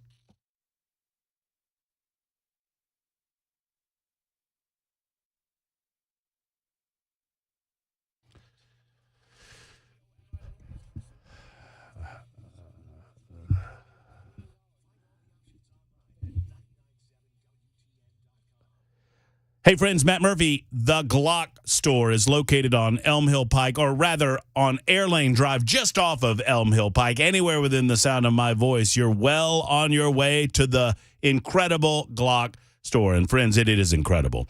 A beautiful retail space, the retail side of things. They've got the manufacturing and the shipping side of things, too. And they've got the Shoot 270 shooting rooms. Not lanes, rooms provided for you at the Glock store. And trainers galore. They have such qualified trainers that can help you no matter your level of expertise or experience. Plus, they've got the guns and the ammo that you're looking for. Of course, they've got clothing, concealed carry clothing galore as well, and accessories. Just gift ideas are all throughout the shop at the Glock store. So I want you to go by Glockstore.com. That's Glockstore.com or Shoot270.com for more information about the wonderful folks at the Glock store. You'll be glad that you did. It's simply the biggest. It's the best. It's the one that I recommend. It is the one and only Glock store.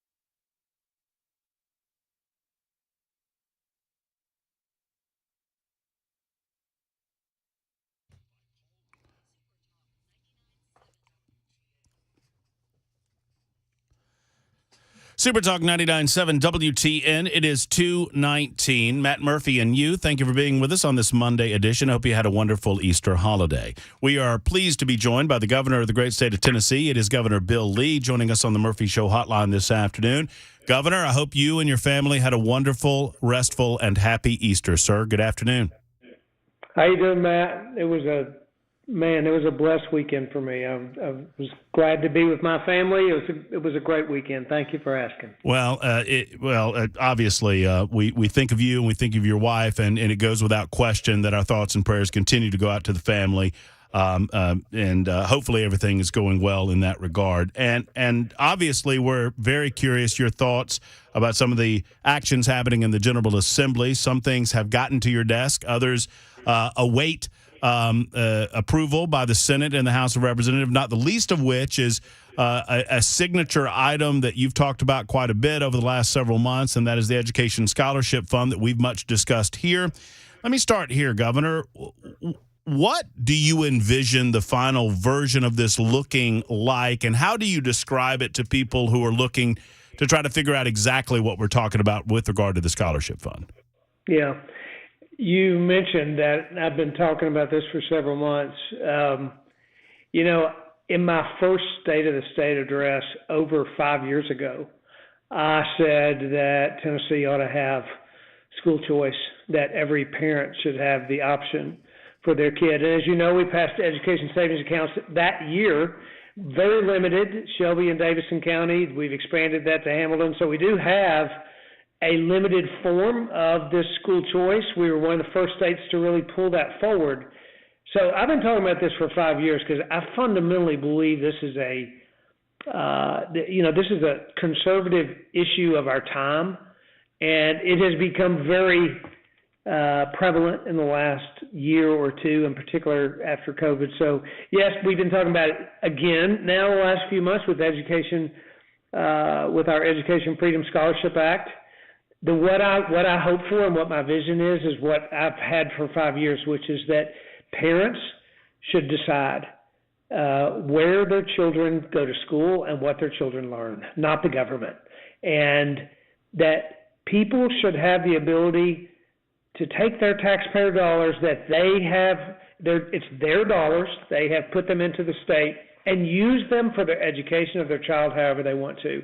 Either in a public school setting, which the vast majority of our kids will be, or in a private school, in a different school setting that they believe is best for their kid. That's what my vision is. That's what I hope happens. I think it's going to.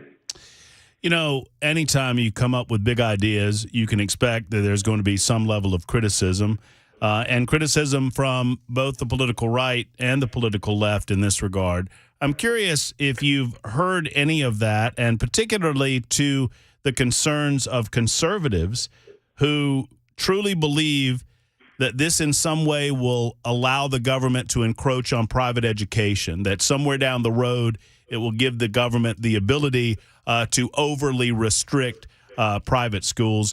Have you heard that? And if so, how do you answer some of that criticism? Yeah, I say all the time, often, and have been saying for, 5 years now that I've been doing this, there's always going to be critics.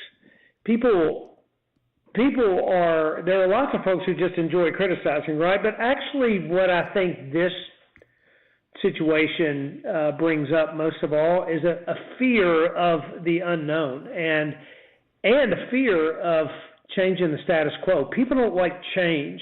We've had the same approach to education in this country for decades.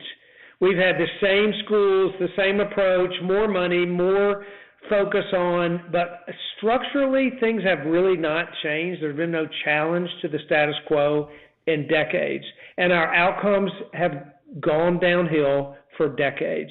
I'm a business guy, and I'm in this job now, but I ran a company for 25 years, worked there for 35 years. You do not keep doing the same thing over and over in business. You know that you'll go broke eventually. So if you're not continuously improving and continuously changing and constantly challenging the status quo, so most of these critics, they want to just keep doing the same thing. They want to put more money into the status quo system, and I just think that's a big mistake. And frankly, I think America's woken up to it. It's a bit of a revolution. You have state after state after state passing universal school choice initiatives. It's unfortunate to me that Tennessee hadn't done it yet, because our kids are getting behind every month that we don't pass it. But I think the status quo has to be challenged. You know, and that's the main concern that I hear, Governor, as I speak to Middle Tennessee from what I would describe as the right or conservative-minded people, that they're fearful of the unknown, as you say. And my response has always been, well, you know, the government does have some regulatory authority over private education. I don't think that adds anything to that, and it's up to us to make sure that doesn't happen down the road. From the left, their suggestion is that Governor Bill Lee just wants to kill public education. I mean, and as ridiculous as this sounds, some parents sadly believe that this is somehow an attack on public education. How do you respond to that? Yeah, well, a couple of things. Your point about the government, I'm a limited government guy. Like, less government's better. The goal here is to put more power in the hands of parents, not the government. When our children are all going to government-run schools, the power is in the government's hands with regard to where our children are educated, what they learn, and how they learn it. This is not about getting government into private education. This is about getting the power out of the hands of the government and getting it into the hands of parents. As far as public schools go, you know, we this idea that you have to choose choice or public schools it's a false narrative. Like, you don't have to do that. You can be committed to having the best public school systems in the country and provide parents more choices at the same time. We can do both of those things. There's no reason why we can't do that. We put $2 billion into our public school system since I came into office, vastly more than has been put in previous years. We've got the largest teacher pay raise in state history. We revamped our funding formula for the first time in 30 years to make it modernized and suit school districts better. We have been consistently focused, and by the way, you've seen our most recent budget, which has hundreds of millions of dollars, once again, focused into what we call TISO, which is the funding formula for public schools. We can do both. And what happens is people that don't want to give parents the ability and the power will use the critique that this is to destroy public schools, when in fact it's just the opposite.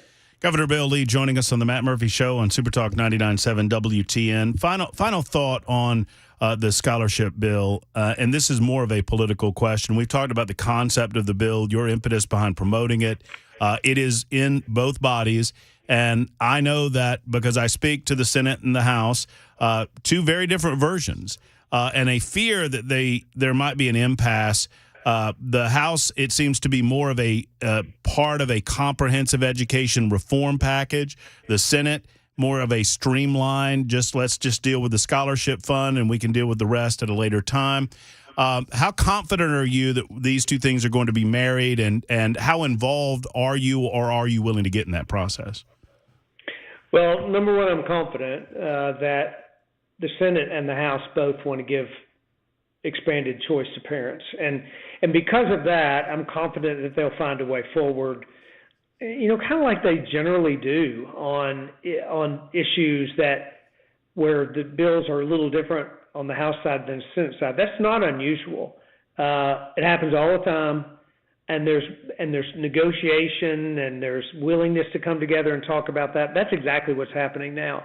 I have a really good relationship, as you know, with Speaker Sexton. I have a really good relationship with Lieutenant Governor McNally and with Leader Johnson and with Leader Lamberth. And we have meetings every week. We have multiple meetings every week around a lot of issues, around a lot of initiatives and bills that are important. This one in particular right now. So I'm confident. I think I understand the process. There is a process. There's a willingness. members from the House and Senate are meeting together. I know that to be the case, and I feel confident this thing's going to work out. Governor, shifting our attention to the issue of crime, we saw a tragedy on Easter Sunday yesterday here in Nashville.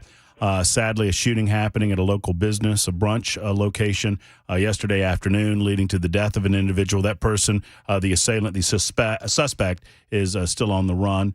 I know that you are limited in what you can do from a local perspective as governor of the state, although I would note that there are some things you can do. We had Senator Brent Taylor on the show to talk about his bill that would establish some standardization across local communities with regard to traffic stops and the ability for police to do their jobs in those traffic stops. You have signed that bill, I believe, did so several days ago. What more can you do as governor to help protect particularly our metropolitan regions, Nashville, Memphis, and the like?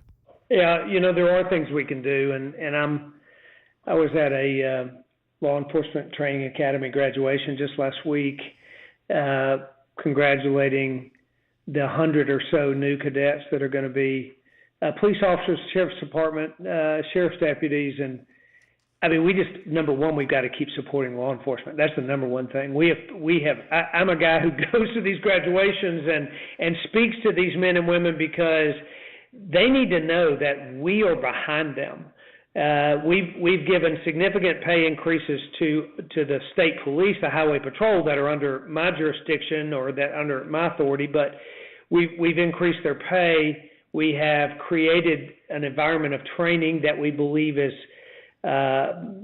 when completed, our new training center will be the best one in the country. We got to support law enforcement, number one, but we've also, we put $150 million in the last couple of cycles, and those are dollars that go to locals, to they're called violent crime intervention grant funds. They go to the sheriff's department, to the local police departments, for them to use to battle locally their own crime issues. We've sent strike teams in and then permanently expanded the number of highway patrol in areas and places where we have particular crime issues. Shelby County, for example. We have significantly greater presence of Tennessee Highway Patrol in Shelby County than we've had in years. So there are things we can do, starting with supporting law enforcement and then supporting local agencies, and we're working hard to get that done. From our perspective here, as we, I consider ourselves kind of the electronic community square, Governor, in the middle of Tennessee, and we take stories as they come to us and we discuss them as a community. This story involving Tyson Foods has gotten a lot of attention because it relates to what we see as the growing crisis under the Biden administration, the flood of illegal aliens coming here, truly an invasion, it seems. And the Tyson Foods story kind of relates to the business community looking the other way in many regards. I don't mean to call them out, only that the story was so prevalent recently with regard to illegal alien activity and the ability for businesses to continue to hire them. What more can the state do? I know that we are limited. I know the federal government tries to hamper the states. They've done it with Texas. They'll do it with Tennessee. But what more can you do as governor, and can our General Assembly do to protect the citizens of this state? Yeah, I think the very first thing we can do is help reinforce the border. I mean, yes, there are things particular in Tennessee we want to do, but as you know, we have National Guard troops down there now. I just put $5 million additional dollars for future deployments of National Guard to the Texas border or to whatever border we get asked to help support, because until you cut the flow of drugs, illegal, trafficking, and illegal immigrants, until you cut the flow of that across the border to our state, we're going to have more and more and more issues. It has become a catastrophic scenario on the border. Anybody that calls it political they're not being truthful. This is pragmatic. It's become a humanitarian crisis besides the crisis of criminals coming into our country and national security issues because of this border. President Biden has got to wake up to the fact that Americans broadly believe that what's happening at the border is a catastrophe for this country. So we've supported, we'll continue to support, we'll continue to work. And then, when you talk about crime and the addressing crime in our state, well, we have more gang activity and more drug activity in our state in the last 3 years because of this open border that, and this going into small communities all over Tennessee. This border thing is changing the landscape of law enforcement from one end of the state to the other in Tennessee. So yes, we've got to consider these companies and decisions about who's working, but I think the broader issue is what's happening at the border and how we can stop it. And I hope, by the way, that we stop it come November in this next election. Are you in favor of, I know that there are some that are suggesting in the Senate, for example, Senate Bill 2158 would require agencies and law enforcement departments to collect data on illegal immigration in the state. Are some of these efforts that I'm sure you're familiar with? I know they pulled a bill that would strengthen the illegality of transportation of illegal aliens in the state of Tennessee because there was not some exact language there. But generally speaking, you're in favor of doing what we can legally do to strengthen the laws, including E-Verify? I mean, you bring up a couple of bills that I don't know the details of. If a bill hadn't come to my desk, then I don't know. But yes. No, I get it. The answer, so the broad answer is, I think what you're asking is, am I in favor of strengthening our ability to know and understand when there are illegal immigrants in our communities and how they're getting there and what they're doing? Yes, I do think we should. And then certainly when someone has been stopped for an alleged crime it's determined that person potentially has committed a crime and is an undocumented person in this country, yes, we should make sure that we know where they are and what they're doing. Two more quick questions. I know we're running rapidly out of time here, Governor, and I so appreciate you being with the listeners of Super Talk 99.7 WTN and my show. But one question involving the franchise tax and the idea that I think, if I'm reading this correctly, that based on a number of circumstances that have kind of come to fruition this session, that Tennesseans are about to get what is amounting to a tax relief. Is that right? Well, if this legislation is passed, which it should be, because we have developed the right strategy for the circumstance that was presented to us. And I could go into that at length, but I'm telling you, this is the right way forward to our state, for our state. I have an obligation as governor to make sure that we mitigate risks to the taxpayers of this state, that we make sure that our fiscal policy is sound and that we don't take risk. And that's what this piece of legislation, as I've proposed it, will do. And it will create a reduction in franchise taxes for businesses all across the state. It will, in fact, make our state more competitive from a franchise tax standpoint than it has been before, and it's the right thing to do at the same time. And finally, we just, as you well know, Governor, several days ago commemorated the anniversary of Covenant School. And there are still so many questions about the motivations of the individual involved in that. We've not yet seen a full release of some of that information.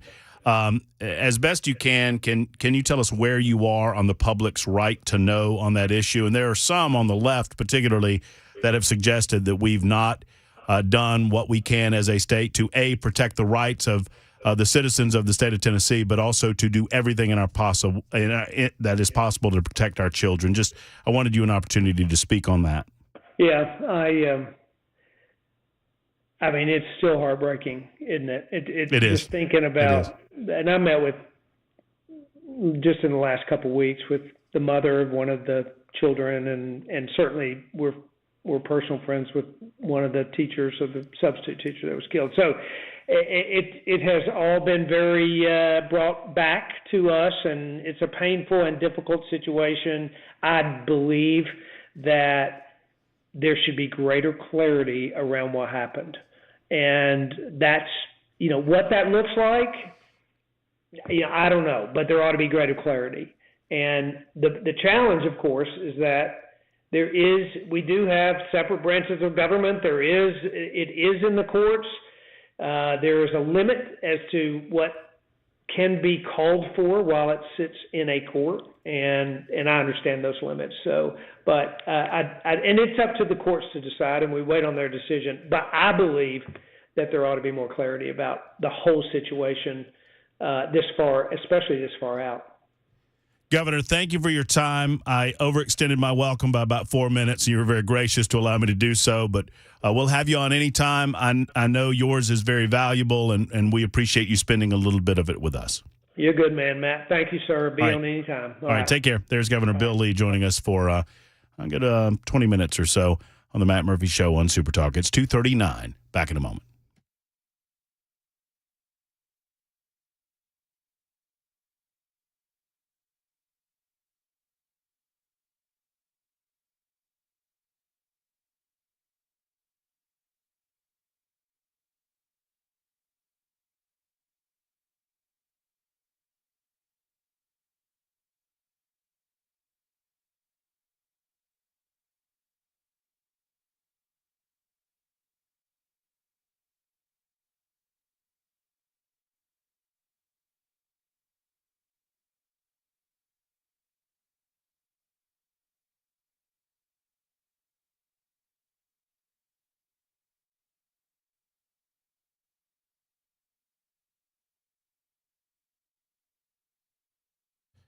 All right, friends, it's Matt Murphy. Let's talk about my hair, your hair, our hair collectively. If you watch on Super Talk TV, you see that I have been blessed with a good crop of hair, and it's growing by the day. I've promised not to cut it until we have a new president-elect. More on that later. But with regard to PAI Medical, I wanted to make sure that I keep my hair. I wanted to make sure that there's no possibility of hair loss down the road for me. So I went to the gang at PAI. We talked about everything that they do in terms of their hair treatment, and they scheduled a number of laser treatments for me. I could not be more satisfied with the treatments that I'm receiving. We Grow Hair can help you as well. I'm getting their FDA-approved laser treatment. As I mentioned, it makes my hair thicker and fuller, and it prevents further hair loss. For you, whether you're beginning to lose your hair or if you've been losing your hair for a while, We Grow Hair is the only clinic in Nashville with all of the proven medical solutions and their trademarked procedure, the multi-unit hair grafting and the Artis robotic FUE hair transplant procedure. Results are, hear me now, guaranteed. Guaranteed. Call We Grow Hair for a free consultation today, 615-376-6010, 376-6010, or WeGrowHair.com. That's WeGrowHair.com.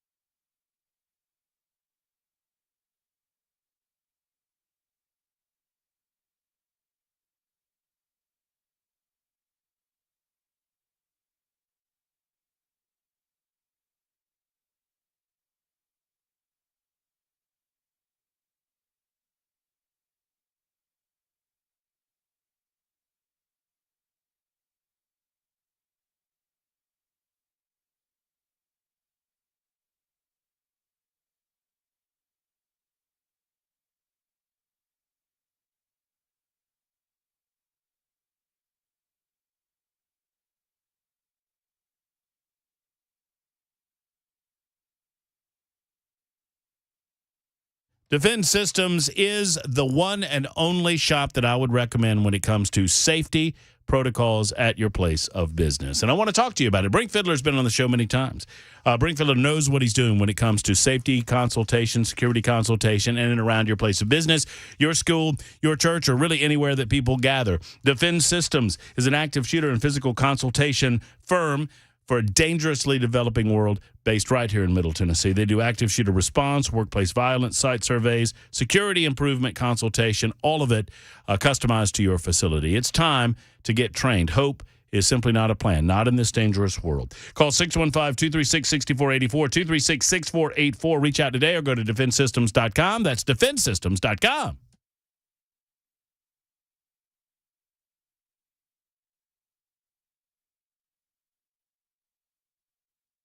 Super Talk 99.7, WTN 245. All right,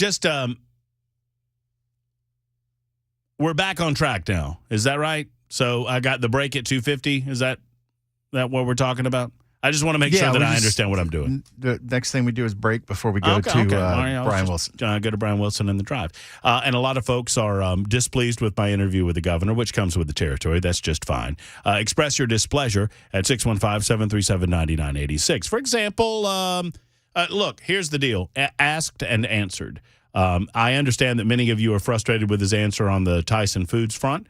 I asked the question. All I can do is ask the question and get the answer.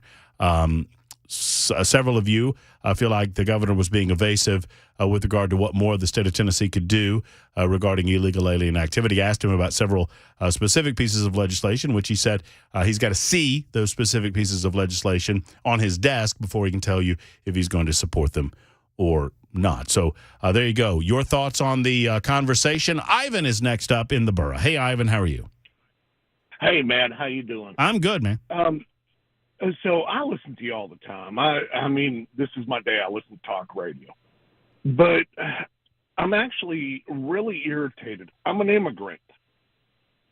And I moved to this country for a better life. And I just feel like you need to hammer down on these politicians that are trying to be professional politicians, and that's all Governor Lee is. I mean, he's fired people, from what I understand, veterans from his company. He's beating around the bush with everything you asked him. I never voted for him, nor would I ever. But without sounding like a jerk, you are performing a service for all of us. This is your job. And I'm probably wording it wrong, but I think Ivan, it's all good. Tell me what you had hoped I would have asked that I did not.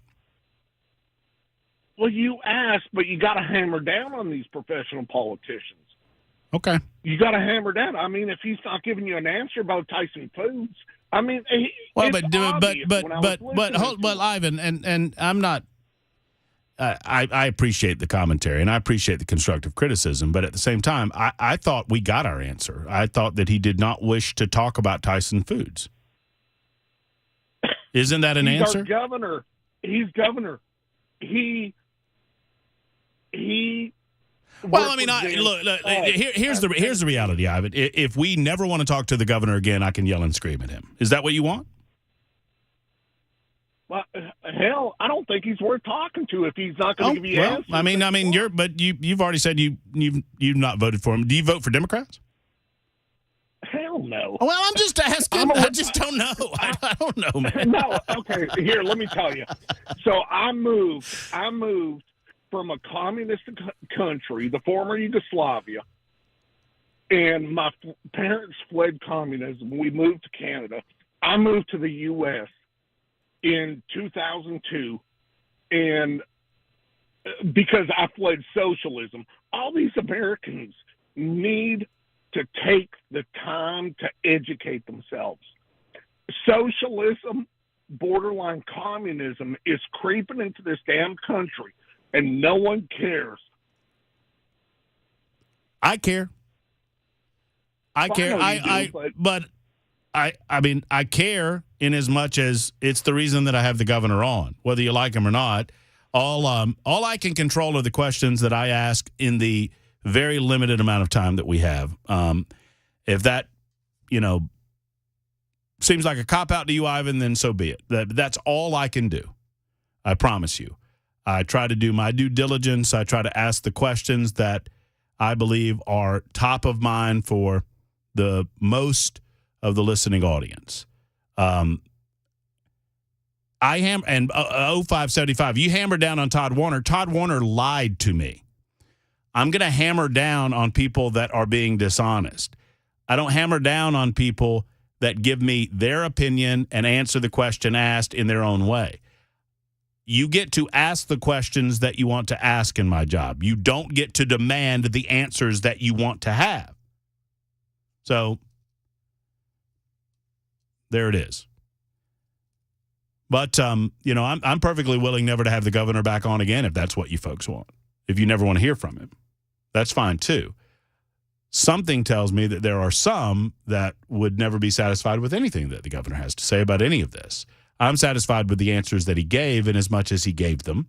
It is up to you, the listening audience, to decide whether you approve of those answers or not and to respond accordingly to your individual senators or representatives. It's 2:51. Yes, Bell?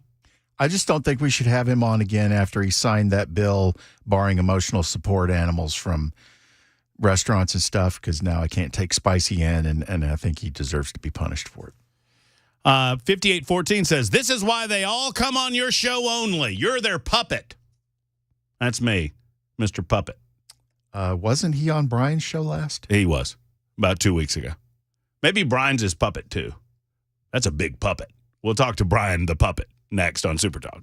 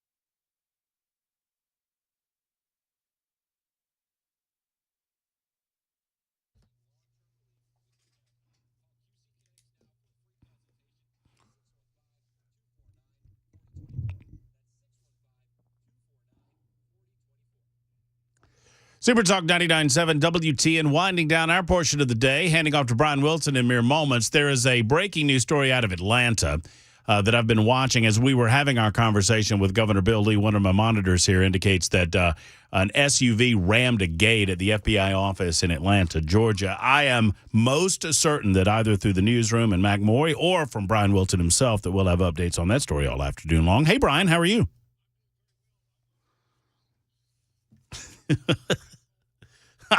Well, I got called a puppet. You're you're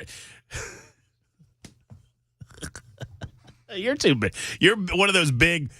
You're like that big walking thing. The big one that always would appear. Mr. Snuffleupagus. No, not Snuffy, not Snuffleupagus. This one walked on two legs. He was Big taller Bird? than Big. No, taller than Big Bird.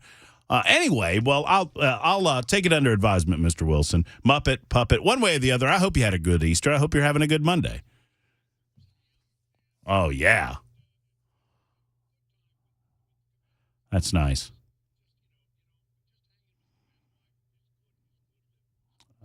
Amen, brother. What's up on the drive this afternoon?